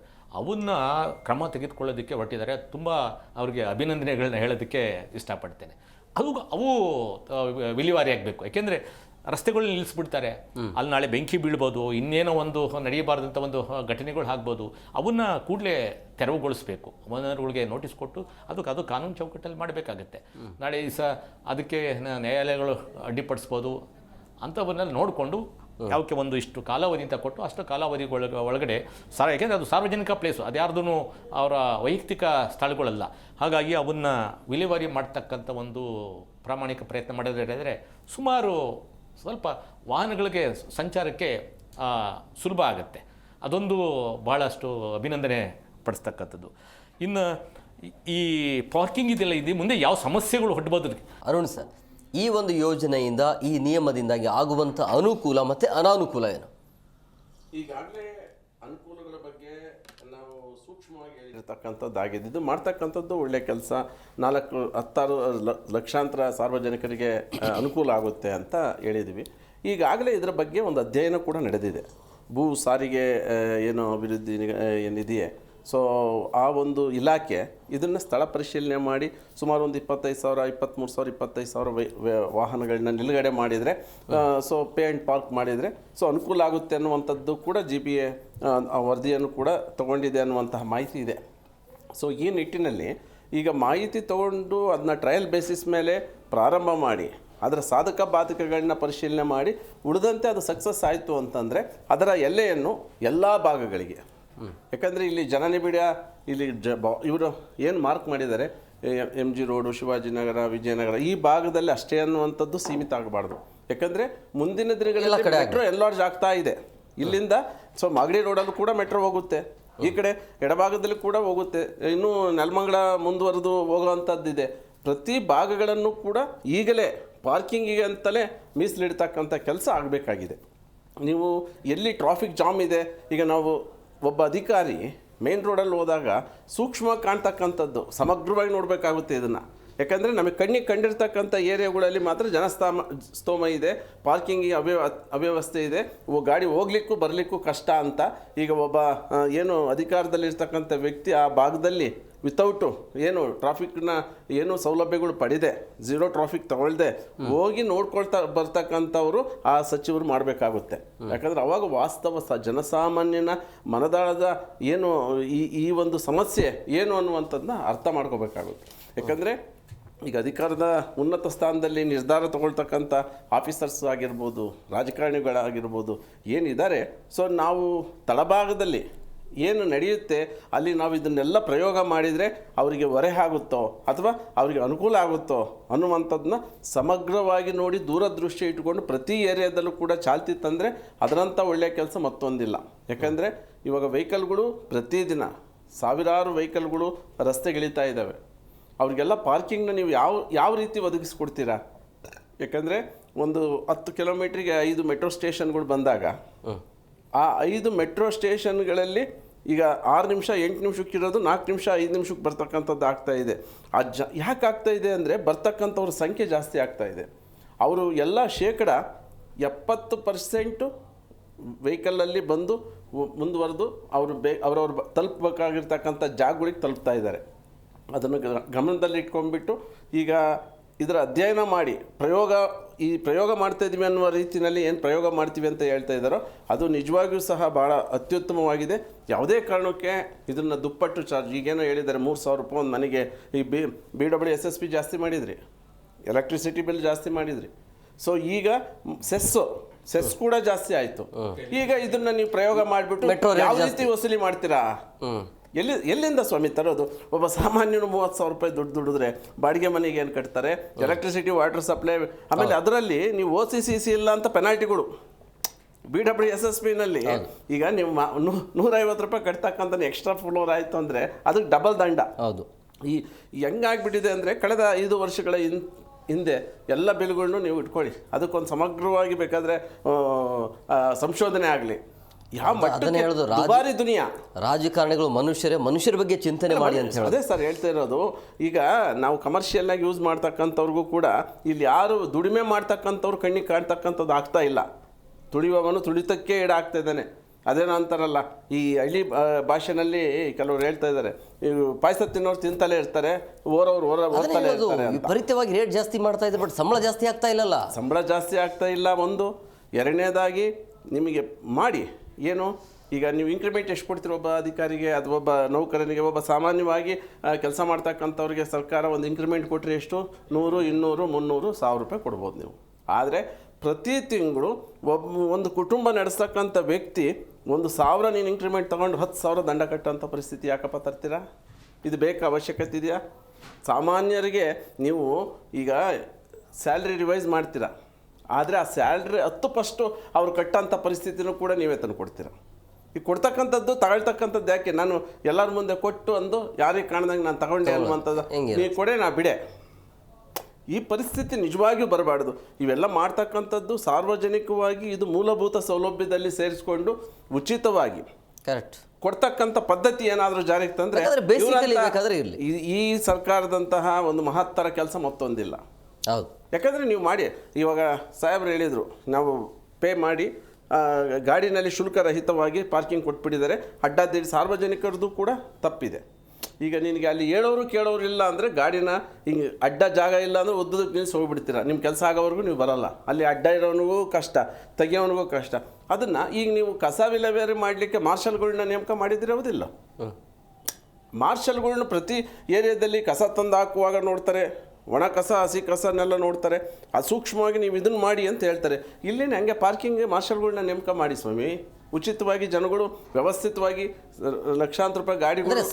ಸಾರ್ವಜನಿಕ ರಸ್ತೆಗಳನ್ನು ದುರುಪಯೋಗ ಪಡಿಸಿಕೊಳ್ಳಲಾಗ್ತಿದೆ ಅಂತ ಹೇಳ್ತಿದ್ದೀರಾ? ಅಲ್ಲ, ಈಗ ನೋಡಿ ನೀವು ಕೆಲವೊಂದು ವಿಚಾರದಲ್ಲಿ ಬೇಕಾಬಿಟ್ಟಿಯಾಗಿ ಪಾರ್ಕಿಂಗ್ ಮಾಡೋದು. ಹೌದು, ಈಗ ನೀವು ಪಾರ್ಕಿಂಗ್ ವ್ಯವಸ್ಥೆ ಸರಿಯಾಗಿ ಮಾಡಿಲ್ಲ ಅಂತಂದರೆ ನೀವು ಎಲ್ಲಿ ಬೇಕಲ್ಲಿ ಗಾಡಿ ನಿಲ್ಲಿಸ್ತಕ್ಕಂಥ ಪದ್ಧತಿ ಬಂದ್ಬಿಡುತ್ತೆ. ಯಾಕಂದರೆ ಈಗ ನಾಳೆ ಪ್ರಶ್ನೆ ಆಗ್ಬೋದು, ಏನು ಈಗ ನಾವು ಇದೆಲ್ಲ ವ್ಯವಸ್ಥೆ ಮಾಡಿ ಜಾಗ ಮಾಡಿ ನಿರ್ಮಾಣ ಮಾಡಿ ಈಗ ದುಬಾರಿಯಾಗಿ ಭೂ ಬೆಲೆಗಳು ಆಗಿದೆ. ಈಗ ಗುತ್ತಿಗೆ ತಗೋಬೋದು ಅಥವಾ ಸರ್ಕಾರಿ ಜಾಗ ಇಲ್ಲದೆ ಇರ್ಬೋದು. ಈಗ ಅವ್ರು ಹೇಳಿರೋದೇನು, ನಿಮ್ಮ ಮನೆ ಅಥವಾ ನಿಮ್ಮ ಬಡಾವಣೆಯಿಂದ ಅರ್ಧ ಕಿಲೋಮೀಟ್ರ್ 1 ಕಿಲೋಮೀಟ್ರ್ ಒಳಗೆ ನಿಮಗೆ ಪಾರ್ಕಿಂಗ್ ಕೊಡ್ತೀವಿ ಅಂತ.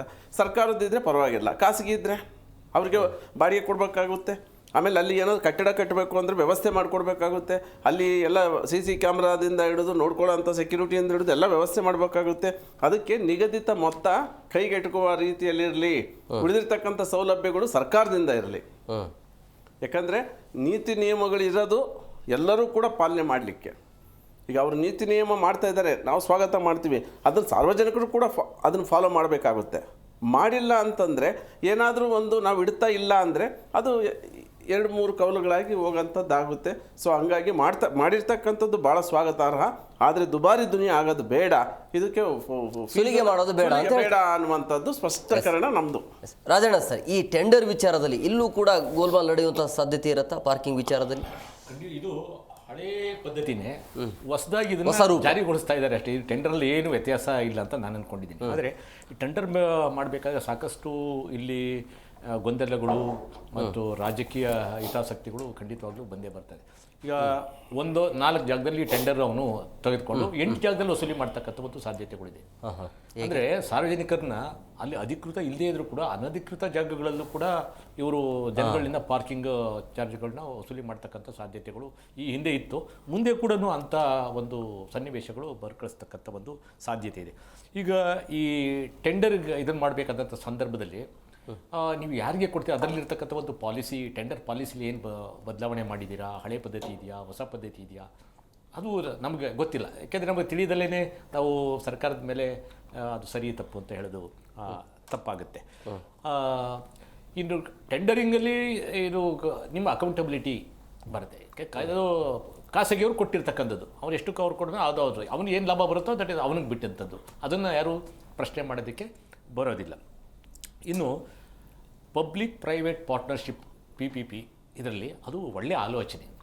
ಈಗ ನಾನು ಯಾವುದೋ ನಮ್ಮದೊಂದು ಸೈಟ್ ಇದೆ, ಅದನ್ನು ಕೋಟ್ಯಾಂತರ ರೂಪಾಯಿ ಇನ್ವೆಸ್ಟ್ ಮಾಡಿಬಿಟ್ಟು ಮನೆ ಕಟ್ಟಿಸಿ ಬಾಡಿಗೆ ಕೊಡೋದಕ್ಕಿಂತ ಅಂಥ ಪ್ರಾಪರ್ಟಿಗಳನ್ನ ಸರ್ಕಾರ ಗುರುತಿಸಿ, ಅಂದರೆ ಸರ್ಕಾರದ ಒಂದು ಇದರದಲ್ಲಿ ಏನು ವ್ಯಾಪ್ತಿಯಲ್ಲಿ ಖಾಸಗಿ ವ್ಯಕ್ತಿ ಮತ್ತು ಸರ್ಕಾರ ಇಬ್ಬರು ಸೇರಿ, ಅಂದರೆ GBA ಇವರಿಬ್ಬರೂ ಸೇರಿ ಅಲ್ಲಿ ಮಲ್ಟಿ ಲೆವೆಲ್ ಪಾರ್ಕಿಂಗ್ನ ಮಾಡಿ ಅಲ್ಲಿ ಸುರಕ್ಷಿತ ಕ್ರಮಗಳನ್ನ ತೆಗೆದುಕೊಂಡು ಕೊಡೋದು ಖಂಡಿತವಾಗ್ಲೂ ಒಳ್ಳೆಯದು, ತಪ್ಪೇನಲ್ಲ.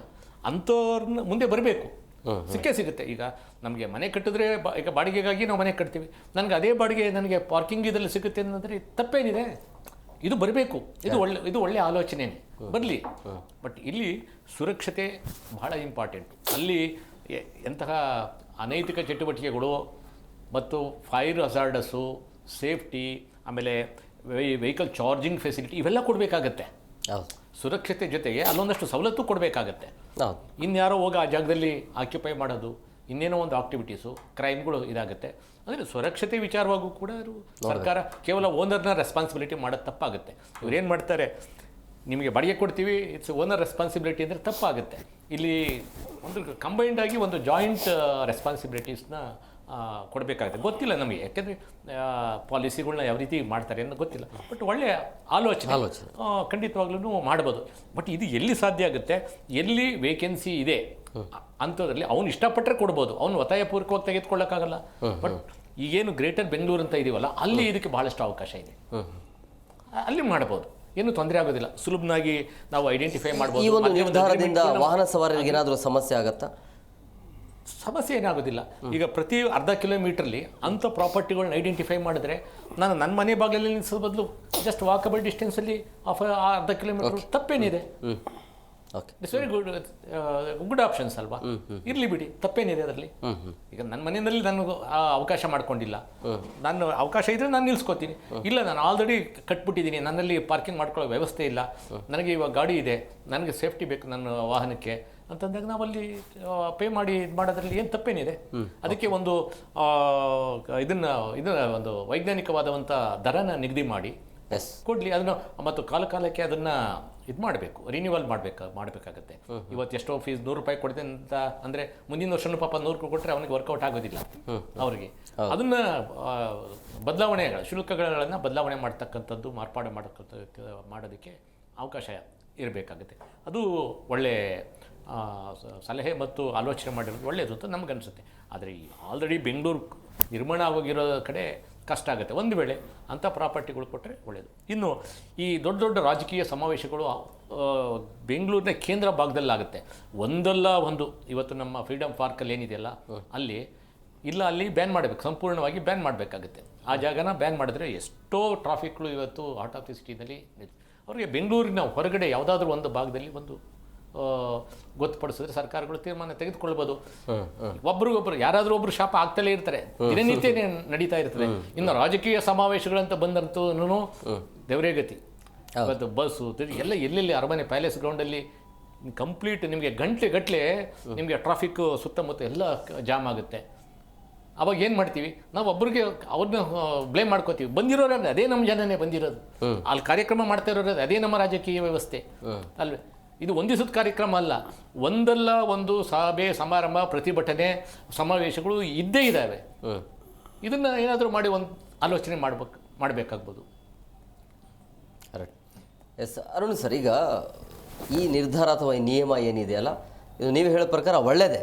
ಆದರೆ ಸರ್ಕಾರ ಮನಸ್ಸು ಮಾಡುತ್ತಾ ಈ ಸಂದರ್ಭದಲ್ಲಿ? ಯಾಕಂದರೆ ಮೆಟ್ರೋ ರೇಟ್ ಆಗಿರ್ಬೋದು, ದಿನ ವಸ್ತುಗಳ ಬೆಲೆ ರೇಟ್ ಆಗಿದೆ, ಎಲ್ಲ ಒಂದು ಕಡೆ ಸಾರ್ವಜನಿಕರು ಸರ್ಕಾರದ ಮೇಲೆ ತಿರುಗಿ ಬೀಳಬಹುದು ಅನ್ನುವಂಥ ಲೆಕ್ಕಾಚಾರದಿಂದಾಗಿ ಇದನ್ನು ಹಾಗೆ ತಳ್ಕೊಂಡು ಹೋಗ್ತದ ಅಥವಾ ಧೈರ್ಯ ಮಾಡಿ ಜಾರಿಗೆ ಮಾಡುವಂಥ ಸಾಧ್ಯತೆ? ಸರ್ಕಾರ ಏನು ಮಾಡುತ್ತೆ, ಪಾಲುದಾರ ನೋಡ್ಕುತ್ತೆ. ಪಾಲುದಾರನ ಪಾರ್ಟ್ನರ್ಸ್ ಅಂದರೆ ಮೀನ್ಸ್ ಅದನ್ನು ಇನ್ನೊಬ್ಬರಿಗೆ ವಹಿಸ್ಕೊಡೋ ಅಂಥದ್ದು. ಈಗ ಪಾಲುದಾರರು ಕೂಡ ಮಾನವೀಯತೆಯ ಮೌಲ್ಯಗಳಿಗೆ ಅವಕಾಶ ಕೊಟ್ಟು ಜನಗಳಿಗೆ ಅನ್ಯಾಯ ಆಗ್ತಿದೆ, ನಮ್ಮ ಪಾಲುದಾರ ಯಾರು? ಸರ್ಕಾರ ಇದೆ, ಸರ್ಕಾರಕ್ಕೂ ನಾನು ಒಳ್ಳೆಯ ಹೆಸರು ತರಬೇಕು, ಹಾಗಾಗಿ ನಾನು ಕಡಿಮೆ ಮೊತ್ತದಲ್ಲಿ ಒಳ್ಳೆಯ ಸರ್ವಿಸನ್ನು ಕೊಡೋದ್ರ ಜೊತೆಗೆ ಏನು ದ್ವಿಚಕ್ರ ವಾಹನ 4 ಚಕ್ರ ವಾಹನಗಳ ಏನು ಮಾಲೀಕರುಗಳು ಅಥವಾ ಅದನ್ನು ಡ್ರೈವಿಂಗ್ ಮಾಡ್ತಕ್ಕಂಥವ್ರು ಯಾರಿದ್ದಾರೋ ಅವರು ನಿಟ್ಟುಸಿರು ಬಿಟ್ಟು ಪರವಾಗಿಲ್ಲಪ್ಪ, ನಾನು ಉತ್ತಮವಾಗಿ ಒಳ್ಳೆ ಜಾಗದಲ್ಲಿ ನಿಲ್ಲಿಸಿ ಬಂದೆ, ಗಾಡಿ ಎಲ್ಲಿ ಒಂದು ಸೂರು ಟಚ್ ಆಗಿಲ್ಲ, ನನಗೆ ಕಿರಿಕಿರಿ ಆಗಲಿಲ್ಲ, ಈಸಿಯಾಗಿ 2 ನಿಮಿಷದಲ್ಲಿ ಫ್ಯಾಮಿಲಿ ಹೊರಗಡೆ ರಸ್ತೆಯಲ್ಲಿ ನಿಂತಿರುತ್ತೆ, ಗಾಡಿ ಹೋಗ್ತಕ್ಕಂಥದ್ದು ಬರ್ತಕ್ಕಂಥದ್ದು ಅವ್ಯವಸ್ಥೆ ಆಗಿರುತ್ತೆ. ಸಡನ್ನಾಗಿ ಹೋಗಿ ನಾನು ಪಾರ್ಕಿಂಗಿಂದ ಗಾಡಿ ತಂದೆ ಅನ್ನುವಂಥದ್ದಿತ್ತು ಅಂದರೆ ನಿಜವಾಗಿಯೂ ಸಹ ಇದರಂಥ ಒಳ್ಳೆಯ ಉದ್ದೇಶ ಮತ್ತೊಂದಿಲ್ಲ.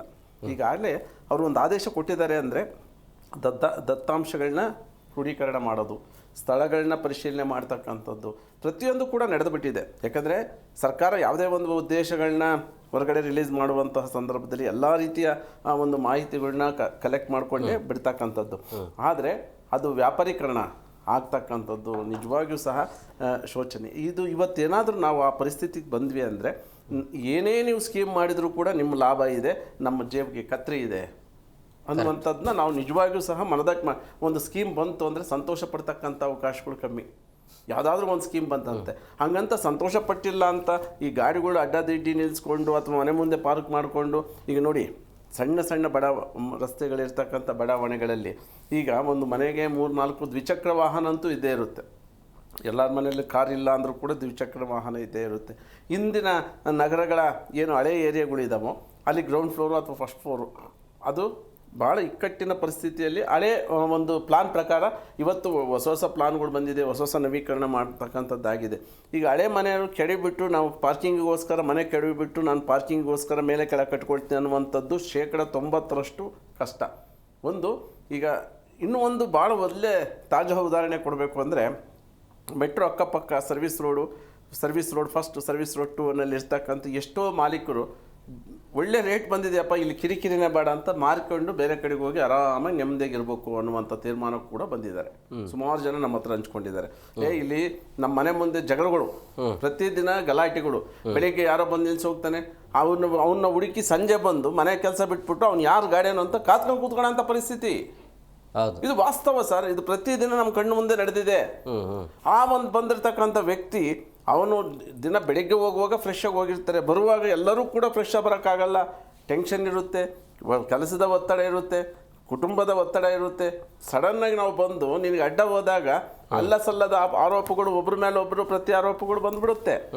ಇದೆಲ್ಲ ಕಿರಿಕಿರಿ ಆಗ್ತಕ್ಕಂಥದ್ದು ಯಾವುದಕ್ಕೆ ಅಂದರೆ, ನೀನು ಮೆಟ್ರೋದಲ್ಲಿ ಹೋಗ್ತಕ್ಕಂಥವ್ರು, ಸಿಟಿ ಬಸ್ ಸ್ಟ್ಯಾಂಡ್ಗೆ ಹೋಗ್ತಕ್ಕಂಥವ್ರು ಅಥವಾ KSRTC ಬಸ್ಸಿಗೆ ಹೋಗ್ತಕ್ಕಂಥವ್ರಿಗೆ ಉತ್ತಮ ವ್ಯವಸ್ಥೆ ಕೊಟ್ಬಿಟ್ಟಿದ್ರಿ ಅಂದರೆ, ಈಗ ನೋಡಿ ಸುಮಾರು ರೈಲ್ವೆ ಸ್ಟೇಷನ್ ಅಥವಾ KSRTC ಸ್ಟ್ಯಾಂಡಲ್ಲಿ ಪಾರ್ಕಿಂಗ್ ವ್ಯವಸ್ಥೆ ಇದೆ. ಅದು ಕೂಡ ನಿಗದಿ ಮಾಡಿರ್ತಕ್ಕಂಥದ್ದು ಕೂಡ ಭಾಳ ಜಾಸ್ತಿ ಇದೆ. ಯಾಕಂದರೆ ಇವತ್ತು ಎಲ್ಲ ದೂರದ 400 ಕಿಲೋಮೀಟ್ರಿಗೆ ಹೋಗಿ ಸಂಜೆ ವಾಪಸ್ ಬರೋಂಥದ್ದು ಇರುತ್ತೆ. ಟ್ರೈನಲ್ಲಿ ಬೆಳಿಗ್ಗೆ ಶತಾಬ್ದಿಗೆ ಹೋಗಿ ಸಂಜೆ ಏನೋ 1 ಗಂಟೆ ಅಟೆಂಡ್ ಮಾಡ್ಕೊಂಡು ಬರೋಂಥದ್ದು. ಒಂದು ದಿನ ಅವರು ಅನ್ ಟೈಮಲ್ಲಿ ಬಂದರೆ ಗಾಡಿ ತೊಗೊಂಡು ಹೋಗ್ತೀವಿ ಅಂತ ಇಟ್ಟಿರ್ತಾರೆ. 24 hours 15 hours 2 days ಒಂದೊಂದು ದುಬಾರಿ ರೇಟ್ ಆದರೆ ನಾವು ನೋಡಿ, ಟ್ರೈನ್ ಇಲ್ಲಿಂದ ಒಂದು ಉದಾಹರಣೆ, ಒಂದು ಹುಬ್ಳಿಗೆ ಹೋಗ್ತೀವಿ. ಹುಬ್ಳಿಗೆ ಹೋಗಿ ಬರ್ತಕ್ಕಂಥ ಟ್ರೈನಿಗೆ ಕೊಡ್ತಕ್ಕಂಥ ದುಡ್ಡನ್ನ ನಾನು ಪಾರ್ಕಿಂಗ್ ಕೊಡೋಂಥ ಪರಿಸ್ಥಿತಿ ಇದೆ. ಹೌದು, ಅಂದರೆ ನಿನಗೆ ಡಬಲ್ ಕತ್ರಿ. ಕರೆಕ್ಟ್. ನೀನು ಟ್ರೈನಿಗೆ ಕೊಟ್ಟರೆ ಪರವಾಗಿಲ್ಲ, ಸರ್ಕಾರಕ್ಕೆ ಹೋಗಿ ನೇರವಾಗಿ ನೀನು ಏನು ದುಡ್ಡಿದೆಯೋ ಅಲ್ಲಿಗೆ ಹೋಗಿ ತಲುಪಂಥದ್ದಾಗುತ್ತೆ. ಇಲ್ಲಿ ಕೊಟ್ಟರೆ 3ನೇ ವ್ಯಕ್ತಿ ಕೂಡ ಇರ್ತಾರಲ್ವ, ಇಲ್ಲಿ ಲಾಭ ಮಾಡ್ಕೊಳ್ತಕ್ಕಂಥ ಉದ್ದಿಮೆ ಅದು ಬಿಸ್ನೆಸ್ಸು. ಟೆಂಡರ್ ಆಗಿರ್ತಕ್ಕಂಥವ್ರಿಗೆ ಆಗುತ್ತೆ ಅದು. ಅದನ್ನು ಆ ದತ್ತಾಂಶಗಳನ್ನ ಏನು ಸಂಗ್ರಹ ಮಾಡ್ತಿರೋ ಅಂಕಿ ಅಂಶಗಳನ್ನು ನುರಿತ ಸರ್ಕಾರಿಯ ಉನ್ನತ ಏನು ರಿಟೈರ್ಡ್ ಆಗಿರ್ತಕ್ಕಂಥವ್ರು ಆಗಿರ್ಬೋದು ಅಥವಾ ಚಾಲ್ತಿಯಲ್ಲಿರ್ತಕ್ಕಂಥವ್ರಾಗಿರ್ಬೋದು, ಅಂಥನ್ನ ಒಳ್ಳೆಯ ವಿಧವಾಗಿ ಅದನ್ನೆಲ್ಲ ಕ್ರೋಢೀಕರಣ ಮಾಡಿ ಇದಕ್ಕೆ ಎಷ್ಟು ನಾವು ತಲುಪಿಸ್ಬೋದು, ಎಷ್ಟು ಫೀಸ್ ಫಿಕ್ಸ್ ಮಾಡ್ಬೋದು. ಟೆಂಡರ್ ಕೊಟ್ಟರೆ ಆ ವ್ಯಕ್ತಿ ಕೂಡ ಟೆಂಡರಿಂದ ದರ ನಿಗದಿನೇ ಸರ್ಕಾರ ಮಾಡಬೇಕಾಗುತ್ತೆ. ಇವಾಗ ನಿಮಗೆ ಟೆಂಡರ್ ಕೊಟ್ಬಿಟ್ವಿ ಅಂತೇಳಿ ನೀವು ಮನಸೋ ಇಚ್ಛೆ ನೀನು ಟೆಂಡರಲ್ಲಿ ರೇಟ್ ನಿಗದಿ ಮಾಡ್ತಕ್ಕಂಥ ಅಧಿಕಾರ ಕೊಡ್ತಕ್ಕಂಥ ಸಲ್ದು. ಸರ್ಕಾರ ಅದನ್ನು ಫಸ್ಟ್ಗೆ ಪೂರ್ವ ನಿಗದಿ ಮಾಡಬೇಕು.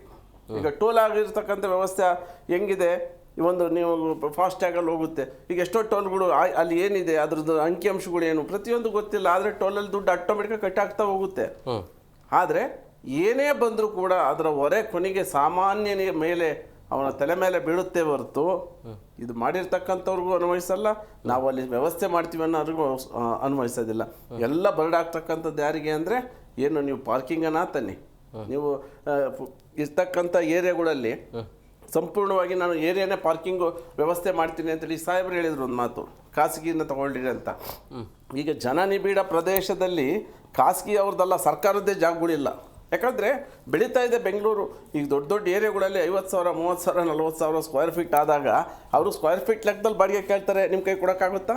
ಹೌದು, ಅದನ್ನು ಕೂಡ ನೋಡಬೇಕಾಗುತ್ತೆ. ಅದೇ ಈಗ ನೀವು ಇದರಲ್ಲಿ ಖಾಸಗಿ ದರ್ಬಾರ್ ಜಾಸ್ತಿ ಆಗುತ್ತೆ ಅಂತ ಹೇಳ್ತಾರೆ. ಈಗ ಮೇಲ್ನೋಟಕ್ಕೆ ಇದನ್ನೆಲ್ಲ ಕ್ಲಾರಿಟಿ ಸಿಗ್ತಾ ಇದೆ. ಆದರೆ ಉಚಿತವಾಗಿ ಮಾಡಿ, ವ್ಯವಸ್ಥಿತವಾಗಿ ಮಾಡಿ. ನಮ್ಮ ಒಂದು ಮನವಿ ಏನಂದರೆ, ತಾವುಗಳು ಪಾರ್ಕಿಂಗ್ ವ್ಯವಸ್ಥೆ ಜಾರಿಗೆ ತರತಕ್ಕ ಸಾರ್ವಜನಿಕರ ಹಿತದೃಷ್ಟಿಯಿಂದ ನಮ್ಮದು ನೀವೊಂದು ವಿಚಾರದಲ್ಲಿ ಸಾರ್ವಜನಿಕರಾಗಿರ್ತಕ್ಕಂಥ ನಮ್ಮಗಳಿಗೆ ಸ್ವಾಗತ, ನೀವು ಮಾಡ್ತಕ್ಕಂಥದಕ್ಕೆ ಸ್ವಾಗತ. ಉಚಿತ ಇರಲಿ, ಅಲ್ಲಿ ವ್ಯವಸ್ಥಿತವಾಗಿರಲಿ, ಇಷ್ಟು ನಮ್ಮ ಮಾರ್ಗ. ಉಚಿತ ಉಚಿತ ಅನ್ನೋದು ಸುಮ್ಮನೆ ಅದು ಕಲ್ಪನೆ ಅಷ್ಟೇ. ಖಂಡಿತವಾಗ್ಲೂ ಉಚಿತ ಅಲ್ಲ, ಜನಗಳು ಕೊಡೋದಕ್ಕೆ ರೆಡಿ ಇದ್ದಾರೆ. ಈಗ ಸಾರ್ ಹೇಳಿದ್ರು ಸರ್, ಇಡೀ ದಿನ ಪಾರ್ಕಿಂಗ್ ಮಾಡಿದ್ರೆ 24 ಗಂಟೆ ಪಾರ್ಕಿಂಗ್. ನನಗೆ ಒಂದು ಪಾರ್ಕಿಂಗ್ ಬೇಕು, ನನಗೆ ವಿಜಯನಗರದಲ್ಲಿ ಪಾರ್ಕಿಂಗ್ ಬೇಕು, ಬಟ್ ಎರಡಕ್ಕೂ ಒಂದೇ ರೇಟ್ ಮಾಡೋಕ್ಕಾಗೋದಿಲ್ಲ. ಈ ಜಾಗಕ್ಕೆ ಏನು ವೆಯ್ಟೇಜ್ ಕೊಡಬೇಕು ಅಷ್ಟು ನಿಗದಿ ಮಾಡಬೇಕಾದ್ರೆ, ಅಂದರೆ zone wise A B C D ಈ ಥರ ಕ್ಲಾಸಿಫಿಕೇಶನ್ ಮಾಡಿ ಆ ಝೋನ್ಗೆ ತಕ್ಕಾಗಿ ನಾವು ಪಾರ್ಕಿಂಗ್ಗಳನ್ನ ಸರ್ಕಾರ ನಿಗದಿಪಡಿಸ್ಬೇಕು. ಇದಕ್ಕೆ ಒಬ್ಬರು ಒಂದು ಟೆಕ್ನಿಕಲ್ ಎಕ್ಸ್ಪರ್ಟ್ ಕಮಿಟಿಗಳನ್ನ ಮಾಡಿ ಅಲ್ಲಿರ್ತಕ್ಕ ಒಂದು ಖರ್ಚು ವೆಚ್ಚ, ಆ ಸ್ಥಳದ ಒಂದು ಇದು ಮತ್ತು ಅಫೋರ್ಡಬಲ್ಲು, ಬಟ್ ಅಲ್ಲಿ ಯಾವ ಥರದ ಜನಗಳು ಅಲ್ಲಿ ಬರ್ತಾರೆ ಅಂತ ನೋಡಿಕೊಂಡು ನಿಗದಿಪಡಿಸ್ಬೇಕಾಗತ್ತೆ. ಇದದು ನೆಕ್ಸ್ಟ್ ಇವತ್ತು ಕಡ್ಡಾಯವಾಗಿ ಎಲ್ಲ ಮನೆಗಳನ್ನ ಇವತ್ತು ಈ ಪ್ಲ್ಯಾನ್ ಅಪ್ರೂವಲ್ ಮಾಡ್ತಾರಲ್ಲ, ground floor is meant for parking. ಯಾವ ಒಂದು ಇದಕ್ಕೂ ಉಪಯೋಗಿಸಂಗಿಲ್ಲ, ಎಕ್ಸ್ಕ್ಲೂಸಿವ್ಲಿ ಫಾರ್ ಪಾರ್ಕಿಂಗ್. ಈಗೇನು ಮಾಡಿದ್ದಾರೆ ಆಪ್ಷನ್ಸು, ನೀವೇನಾದರೂ ಪಾರ್ಕಿಂಗ್ ಬಿಟ್ಟರೆ ನೀವು ಮೇಲ್ಗೆ ಇನ್ನೊಂದು ಫ್ಲೋರ್ ಕಟ್ಕೊಳ್ಳಿ ಅಂತ ಹೇಳ್ತಾರೆ. ಹಾಗಿರಬಾರ್ದು. Ground floor exclusive for parking. ನೋಡಿ, ಪಾರ್ಕಿಂಗ್ ಅಂತ ಮಾಡ್ಕೊಂಡ್ರೆ ಸಣ್ಣ ಪುಟ್ಟ ಮನೆಗಳಿಗೂ ಅನ್ವಯ ಆಗುತ್ತೆ. ಪ್ರತಿಯೊಬ್ಬರ ಮನೆ ಎಲ್ಲದಕ್ಕೂ ಕೆಳಗಡೆ ಯಾವುದೇ ಒಂದು ವಸತಿ ಪ್ರದೇಶ ಇರಕೂಡ್ದು, ಎಕ್ಸ್ಕ್ಲೂಸಿವ್ ಫಾರ್ ಪಾರ್ಕಿಂಗು. ನೋಡಿ ಈ ಥರ ಆದಾಗ ಏನಾಗುತ್ತೆ, ಈಗ ನಮ್ಮ ಮನೇಲಿ ಏನೋ ಒಂದು ಸಣ್ಣ ಫಂಕ್ಷನ್ ಮಾಡ್ತೀವಿ ಅಂತಂದಾಗ ನಾವು ಹೋಗಿ ರೋಡಲ್ಲಿ ಶಾಮಿಯಾನ ಹಾಕ್ತೀವಿ, ತಪ್ಪುತ್ತಾ? ನಮ್ಮ ಮನೆಯಲ್ಲಿ ಮಾಡ್ಕೋಬೋದಾ? ಜನಗಳಿಗೆ ತೊಂದರೆ ತಪ್ಪುತ್ತಾ? ಇವತ್ತು ಒಂದಲ್ಲ ಒಂದು ಕಾರ್ಯಕ್ರಮಗಳು ಒಂದು ರಸ್ತೆಗಳಲ್ಲಿ ಇದ್ದೇ ಇರ್ತವೆ. ಒಂದು ಸಾವಿರ್ಬೋದು, ಒಂದು ಫಂಕ್ಷನ್ ಇರ್ಬೋದು, ಒಂದು ಸಣ್ಣ ಕಾರ್ಯಕ್ರಮಗಳು ಇದ್ದಾಗ ನಮ್ಮ ಮನೆಯ ಚೌಕಟ್ಟಲ್ಲೇ ಮಾಡ್ಕೋಬೋದಾ? ಬೇರೆಯವ್ರಿಗೆ ತೊಂದರೆ ಆಗೋದಿಲ್ವ? ಸ್ವಲ್ಪ ಮಟ್ಟಿಗೆ ಅದನ್ನು ಮಾಡಬೇಕು. ಅದನ್ನು ಮಾಡೋದಿಲ್ವಲ್ಲ ಇವರು. ಕರೆಕ್ಟ್. ಆ ವ್ಯವಸ್ಥೆ ಈ ನಿಯಮದಲ್ಲಿ ಆಗಬೇಕು, ಬರಬೇಕು. ಅದನ್ನು ಕಡ್ಡಾಯವಾಗಿ ground floor only for parking ಮಾಡಿಲ್ಲ. ಇನ್ನೂ ಭಾಳಷ್ಟು ಈ ಪ್ಲಾನ್ ಸ್ಯಾಂಕ್ಷನ್ ಇದರಲ್ಲಿ ಭಾಳಷ್ಟು ಅಂದರೆ ಸಾರ್ವಜನಿಕ ಹಿತದೃಷ್ಟಿಯಿಂದ ಎಷ್ಟು ನಿಗದಿ ಮಾಡಬೇಕು, ಅಗತ್ಯತೆಗಳನ್ನು ನೋಡಲ್ಲ ಇವರು. ಒಂಥರ ಯೂನಿಫಾರ್ಮ್ ಆಗಿ ಬೇಕು ಬೇಡ ಏನು ಗೊತ್ತಿಲ್ಲ, ಎಕ್ಸ್ ಜಾಗದಲ್ಲಿ ಏನು ರೂಲ್ ಅಪ್ಲೈ ಮಾಡುತ್ತೋ ವೈ ಜಾಗದಲ್ಲಿ ಅದೇ ರೂಲ್ ಅಪ್ಲೈ ಮಾಡ್ತಾರೆ. ನಾವು ಕೊಡಲ್ಲ ಸರ್, ಎಲ್ಲರಿಗೂ ಪರ್ಮಿಷನ್ ಕೊಡಲ್ಲ. ನೋಡಿ ಸ್ವಾಮಿ, ಅದಕ್ಕೆ ಫೀಸಿಬಿಲಿಟಿ ನೋಡಿ, ಅಗತ್ಯತೆ ಅಲ್ಲಿ ಕೊಡೋದಕ್ಕೆ ಅಲ್ಲಿನ ಜಿಯೋಗ್ರಫಿಕಲ್ ಏರಿಯಾ ಪರ್ಮಿಟ್ ಮಾಡುತ್ತಾ ನೋಡಿ ಕೊಡಿ. ಇಲ್ಲ, ನಿಮಗೆ ಹಳ್ಳ ಇರೋದಕ್ಕೂ ಅದೇ ಕಾನೂನು ಮಾಡ್ತಾರೆ, ಎತ್ತರ ಇರೋದಕ್ಕೂ ಅದೇ ಕಾನೂನು ಮಾಡ್ತಾರೆ. ಇದಕ್ಕೇನು ಹೇಳ್ತೀರಿ? ಇದಕ್ಕೆ ಯಾವ ಜ್ಞಾನ ಬೇಕು ಅಂತೀರಿ? ಅಲ್ಲ, ಇದಕ್ಕೆ ಯಾವ ಜ್ಞಾನ ಬೇಕು? ಮತ್ತು ಇಂಜಿನಿಯರ್ಸ್ ಅಂತ ಯಾಕೆ ಬೇಕು? ನೀವು ಸ್ಪಾಟ್ ಇನ್ಸ್ಪೆಕ್ಷನ್ ಮಾಡಿ ಆ ಒಂದು ಸ್ಥಳ ಪರಿಶೀಲನೆ ಮಾಡಿದ್ಮೇಲೆ ಆ ಸ್ಥಳಕ್ಕೆ ತಕ್ಕಂತೆ ನೀವು ತೀರ್ಮಾನಗಳು ತೆಗೆದುಕೊಳ್ಬೇಕು. ಆಗಿಲ್ಲ, ಹೇಗೆ ಬೇಕಾದರೂ ಹಾಗೆ. ಇವತ್ತು ಓಪನ್ ಚರಂಡಿಗಳು ಏನಿದಾವಲ್ಲ, ಎಲ್ಲಾದ್ರೂ ನೀರು ಹೋಗುತ್ತಾ? ಸಾಧ್ಯ ಇಲ್ಲ. ಎಲ್ಲಾದ್ರೂ ಮತ್ತೆ ಏನಕ್ಕೆ? What is the purpose of giving open drainage? Open drainage ಅಂತ ರಸ್ತೆ ಮೇಲೆ ಇರೋದು ನೀರು ಗಟರಲ್ಲಿ ಬಿದ್ದು ಹೋಗಬೇಕು ಅಂತ ಎಲ್ಲಿ ಹೋಗ್ತಾ ಇದೆ? ಎಲ್ಲ ಕಂಪ್ಲೀಟು ಅದನ್ನು ಸ್ಲ್ಯಾಬ್ ಹಾಕಿ ಮುಚ್ಚಿದ್ದಾರೆ. ಯಾಕೆ ಮುಚ್ತಾ ಇರೋದೇ ದೊಡ್ಡ ತಪ್ಪು. ಯಾವ ಪ್ರಾವಿಷನಲ್ಲಿ ಮುಚ್ಚಿದ್ದೀರಿ ನೀವು? ಓಪನ್ ಡ್ರೈನೇಜ್ನ ಯಾಕೆ ಮುಚ್ಚಿದ್ದೀರಿ? ಏನಾದರೂ ಒಂದು ತಾಂತ್ರಿಕವಾದ ಒಂದು ಉದ್ದೇಶ ಏನು ನಿಮ್ಮದು? ಅದಕ್ಕೆ ಟೆಂಡರು, ಅದಕ್ಕೆ ಇಲ್ಲಿರೋ ಕಲ್ಲು ತಗೊಂಡೋಗಿ ಅಲ್ಲಿ ಹಾಕು, ಅಲ್ಲಿರೋ ಕಲ್ಲು ತಗೊಂಡೋಗಿ ಇಲ್ಲಿ ಹಾಕು, ಬಿಲ್ ಮಾಡ್ಕೋ, ಅಷ್ಟೇ, ದುಡ್ಡು ಮಾಡು, ಇಷ್ಟೇ. ಮಳೆ ನೀರು ಗಟ್ಟರಿಗೆ ಹೋಗೋದೇ ಇಲ್ವಲ್ಲ. ಮತ್ತೆ ಇವು ಚರಂಡಿ ಬಿಡೋ ಅವಶ್ಯಕತೆ ಏನತ್ತೆ? ಲೇಔಟ್ ಮಾಡಬೇಕಾದ್ರೆ ಚರಂಡಿ ಹಾಕಿ ಬಿಡಬೇಕು, ಸುಮ್ಮನೆ ಸೈಟ್ ಮಾಡಿಬಿಡಿ. ಈಗ ಸೆಟ್ ಬೇಕು ಅಂತ ಹೇಳ್ತಾರೆ. ಸೆಟ್ ಬ್ಯಾಕನ್ನು ಜನಗಳಿಗೆ ಅವಕಾಶ ಬಿಡಬೇಡಿ. ನೀವು ಸೈಟ್ ಮಾಡಬೇಕಾದ್ರೆ ನೀವು ಇಷ್ಟೊಳಗಡೆ ಕಟ್ಕೋಬೇಕು, ಉಳಿದಿದ್ದೆಲ್ಲ ನಮ್ಮ ಸೆಟ್ ಬ್ಯಾಕ್ ಏರಿಯಾ ಅಂತ ಸೈಟ್ ಮಾಡುವಾಗಲೇ ಮಾಡಿಬಿಡಿ. ಅವ್ರಿಗೆ ಯಾಕೆ ಚಾನ್ಸ್ ಕೊಡ್ತೀರಾ? ನಮಗೆ ಜನಗಳಿಗೆ ಆಪ್ಷನ್ಸ್ ಕೊಡಬೇಡಿ ನೀವು. ನಾವು ಬಿಡೋದೇ ಇಲ್ಲ, ನಾವು ಕಟ್ತೀವಿ. ಬಂದು ನೋಡಿ, ಆಮೇಲೆ ನೀವು ಬಂದು ನೋಡೋದೇ ಇಲ್ಲ ನೀವು ಅಲ್ಲಿ. ಬಂದು ನೋಡ್ತೀರಾ? ಯಾವಾಗ ನೋಡ್ತೀರಾ? ಎಲ್ಲ ಫಿನಿಶ್ ಆದಮೇಲೆ ನಾನು ಇದಕ್ಕೆ ಕಟ್ಟ್ರಿ ಅಂತ ಹೇಳ್ತೀರಾ. ಫಿನಿಶ್ ಆದಮೇಲೆ ಏನು ತಗೋತಾರೆ? ಎಕ್ಸ್ ಬರ್ತಾನೆ, ವೈ ಬರ್ತಾನೆ, ಹೋಗ್ತದೆ, ಮುಗೀತದೆ. ಈಗ CCOC ಅನ್ನೋ ಒಂದು ಕಾನ್ಸೆಪ್ಟು ಇಂಥವರೆಗೂ ಇದ್ದೇ ಇಲ್ಲ, ಇಡೀ ದೇಶದಲ್ಲಿ ಎಲ್ಲೂ ಇಲ್ಲ. ಈಗ ನಮ್ಮ ಕರ್ನಾಟಕದಲ್ಲಿ ಮಾತ್ರ ತಂದಿದ್ದೀರಿ. ಒಂದು ಯೋಚನೆ ಮಾಡಬೇಕು, ಒಂದು ವಾಸ್ತವಿಕತೆನ, ದೇಶದ ಒಂದು ವಾಸ್ತವಿಕತೆನ ಯೋಚನೆ ಮಾಡಬೇಕು. ಯಾವಾಗ ನಾವು ಕಾನೂನು ತಂದಿದ್ದೀವಿ? ಏಪ್ರಿಲ್ 1, 2025 ನಾವು ಹೀಗೆ ನಡ್ಕೋತೀವಿ ಅಂತ ಹೇಳಿದಿರಿ. ನೀವು ಅದಕ್ಕೆ ಪೂರ್ವಾನ್ವಯ ಆಗುವ ರೀತಿಯಲ್ಲಿ ಯಾಕೆ ಅವರಿಗೆಲ್ಲ ನೀವು ಪವರ್ ಕನೆಕ್ಷನ್ ಕೊಡ್ತಾ ಇಲ್ಲ? ಅದ್ರ ನಂತರ ನೀವು ಪ್ಲ್ಯಾನ್ ಸ್ಯಾಂಕ್ಷನ್ ಮಾಡುವಾಗ ಅದನ್ನು ಕಟ್ಟುವಾಗಲೇ, ನಿರ್ಮಾಣ ಹಂತದಲ್ಲಿದ್ದಾಗಲೇ ನೀವು ನಿಯಂತ್ರಣ ಮಾಡಿ ನೀವು ಕೊಡಿ. ಅದು ಬಿಟ್ಟು ನೀವು ಅದಕ್ಕೆ ಪೂರ್ವಾನ್ವಯ ಆಗ್ತಕ್ಕಂಥ ಒಂದು ಕಟ್ಟಡಗಳಿಗೆಲ್ಲ ಯಾಕೆ ತೊಂದರೆ ಕೊಡ್ತಾ ಇದ್ದೀರಿ? ಏನು ಉದ್ದೇಶ? ಒಂದು ವರ್ಷದ ಮೇಲಾಯಿತು, ಭಾಳಷ್ಟು ಸಮಸ್ಯೆಗಳು ಸಮಾಜದಲ್ಲಿ ಇದೆ. ಇದು ಉದ್ದೇಶನೇ ಅರ್ಥ ಆಗಲ್ಲ ಜನಗಳಿಗೆ, ಭಾಳ ಪರೋಕ್ಷವಾಗಿ ಅರ್ಥ ಆಗುತ್ತೆ. ಇದು ಇವ್ರಿಗೆ ಒಂದು ಯೋಜನೆಗಳನ್ನು ಅನುಷ್ಠಾನ ಮಾಡಬೇಕಾದಂಥ ನಿಜವಾದ ಉದ್ದೇಶ ಇಲ್ಲ. ಇದರ ಉದ್ದೇಶ ಇವ್ರದ್ದೇನೋ ಒಂದು ಸ್ವಾರ್ಥ ಸಾಧನೆ ಅನ್ನೋದು ಭಾಳ ಸ್ಪಷ್ಟವಾಗಿ ಗೊತ್ತಾಗುತ್ತೆ. ಆದರೆ ಒಟ್ಟಾರೆ ಜನಗಳಿಗೆ ಸಮಸ್ಯೆಗಳಿಗೆ ಪರಿಹಾರ ಅಲ್ಲ, ಮತ್ತೆ ಸಮಸ್ಯೆ ಜಾಸ್ತಿ ಮಾಡ್ತಾ ಇದ್ದೀರಿ. ಅಲ್ಲ, ಈಗ ಇವೆಲ್ಲ ಇವ್ರೇನು ಯೋಜನೆಗಳನ್ನ ಹೇಳ್ತಾ ಇದ್ದಾರೆ, ಈಗ ನೋಡೋದಕ್ಕೆ ಒಂದು ರೀತಿ ಜನಗಳಿಗೆ ಅನುಕೂಲ ಮಾಡ್ತಾ ಇದೀವಿ ಅಂತ ಹೇಳ್ತಾರೆ. ಎಲ್ಲ ಸರ್ಕಾರದ ಯೋಜನೆಗಳು ಎಲ್ಲಾನು ಅಷ್ಟೇನೆ ತುಂಬಾ ಚೆನ್ನಾಗಿರ್ತವೆ. ಆದ್ರೆ ಅವನ ಅನುಷ್ಠಾನ ಮತ್ತು ಜಾರಿಗೊಳ್ಳಬೇಕಾದ್ರೆ ತುಂಬಾ ಕೆಟ್ಟದಾಗಿ ಅನುಷ್ಠಾನ ಆಗುತ್ತೆ. ಜನಗಳು ಆ ಸಂದರ್ಭದಲ್ಲಿ ಹಿಂಸೆ ಯಾತನೆಗಳನ್ನ ಅನುಭವಿಸ್ತಕ್ಕಂಥದ್ದು ದಿನನಿತ್ಯ ಎಲ್ರಿಗೂ ಅನುಭವ ಆಗ್ತಾ ಇದೆ. ಅರುಣ್ ಸರ್, ಸಣ್ಣ ವ್ಯಾಪಾರಿಗಳಿಗೆ ಏನಾದರೂ ಎಫೆಕ್ಟ್ ಆಗುತ್ತಾ ಇದರಿಂದಾಗಿ? ಕೊನೆಯದಾಗಿ ಏನು ಹೇಳ್ತೀರಿ? ಅಲ್ಲ, ಒಂದು ರೀತಿಯಲ್ಲಿ ಉಪಯೋಗ ಆಗ್ಬೋದು. ಯಾಕಂದರೆ ಸಣ್ಣ ವ್ಯಾಪಾರಿಗಳ ಮುಂದೆ ಏನು ಫುಟ್ಪಾತ್ ವ್ಯಾಪಾರ ನಾವು ನೋಡ್ತಾ ಇದ್ದೀವಿ, ಅದ್ರ ಮುಂದೆ ಪಾರ್ಕಿಂಗು ದುಬಾರಿಯಾಗಿ ಭಾಳ ಒತ್ತಡವಾಗಿ ನಿಲ್ಲಿಸಿರ್ತಾರೆ. ಅದನ್ನು ಏನಾದರೂ ತೆಗೆಸಿದ್ರೆ ಆ ವ್ಯಾಪಾರಿಗಳಿಗೆ ಒಂದು ರೀತಿ ಅನುಕೂಲ ಆಗಬಹುದು. ಯಾಕಂದ್ರೆ ಈಗ ನಮ್ಮ ಅಂಗಡಿ ಮುಂದೆ ಗಾಡಿ ನಿಲ್ಸಿ ಹೋದಾಗ ಅಲ್ಲಿ ಕೂಡ ಕಿರಿಕಿರಿ ಸ್ಟಾರ್ಟ್ ಆಗಿದೆ. ಎಷ್ಟೋ ಕಡೆ ಗಲಾಟೆಗಳು ಗದ್ದಲಗಳು ನಡೆದಿದೆ. ಯಾಕಂದ್ರೆ ನಾನು ಅಂಗಡಿ ಇಟ್ಕೊಂಡಿದ್ದೀನಿ, ಇದು ನಿನ್ನ ಅಂಗಡಿ ಅಲ್ಲ, ಇದು ಫುಟ್ಪಾತ್ ನೀನು ಹಾಕಿ ಇಟ್ಕೊಂಡಿದ್ದಿ, ಇಲ್ಲ ನನ್ನ ಗಾಡಿಯಲ್ಲಿ ಎಲ್ಲಿ ನಿಲ್ಸಲ್ಲ ನಿನ್ನ ಅಂಗಡಿ ಈ ರೀತಿ ಒಬ್ರಿಗೊಬ್ರು ಘರ್ಷಣೆಗಳು ಕೂಡ ಆಗಿದೆ. ಎಲ್ಲ ಒಂದು ಹತ್ರ ವ್ಯವಸ್ಥಿತವಾದಂತಹ ಪಾರ್ಕಿಂಗ್ ಮಾಡೋದ್ರಿಂದ ವ್ಯಾಪಾರಿಗಳಿಗೆ ಅನುಕೂಲ ಆಗುತ್ತೆ ಹೊರತು ಇದರಿಂದ ಏನು ತೊಂದರೆ ಆಗಲ್ಲ ಅನ್ನುವಂಥದ್ದನ್ನ ಈ ಸಂದರ್ಭದಲ್ಲಿ ಹೇಳಿಕೆ ಇಚ್ಛೆ. Thank you very much sir, thank you very much.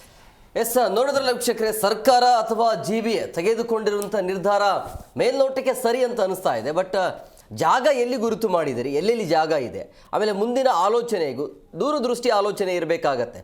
ಜನಸಾಮಾನ್ಯರ ಹಿತದೃಷ್ಟಿಯಿಂದ ಆಗಬೇಕು. ಆಮೇಲೆ ನೀವು ಎಷ್ಟು ದಂಡವನ್ನು ವಿಧಿಸ್ತೀರಿ ಅಥವಾ ಎಷ್ಟು ರೇಟನ್ನು ಫಿಕ್ಸ್ ಮಾಡ್ತೀರಿ ಅದು ಕೂಡ ಆಗುತ್ತೆ. ಅಂದರೆ ಸಾರ್ವಜನಿಕರಿಗೆ ಬರ್ಡನ್ ಆಗಬಾರ್ದು, ಆ ರೀತಿಯಲ್ಲಿ ಲೆಕ್ಕಾಚಾರ ಹಾಕಬೇಕು. ಬಟ್ ಈಗ ಆಲೋಚನೆ ಅಷ್ಟೇ, ಅದು ಯಾವಾಗ ಬರುತ್ತೋ ಗೊತ್ತಿಲ್ಲ. ಇದಾಗಿತ್ತು ಇವತ್ತಿನ ವಿಶೇಷ. ಮತ್ತಷ್ಟು ಅಪ್ಡೇಟ್ಸ್ಗಾಗಿ ನೋಡ್ತಾ ಇರಿ ಜಿ ಕನ್ನಡ ನ್ಯೂಸ್. ಸತ್ಯವೇ ಸುದ್ದಿಯ ಜೀವಾಳ.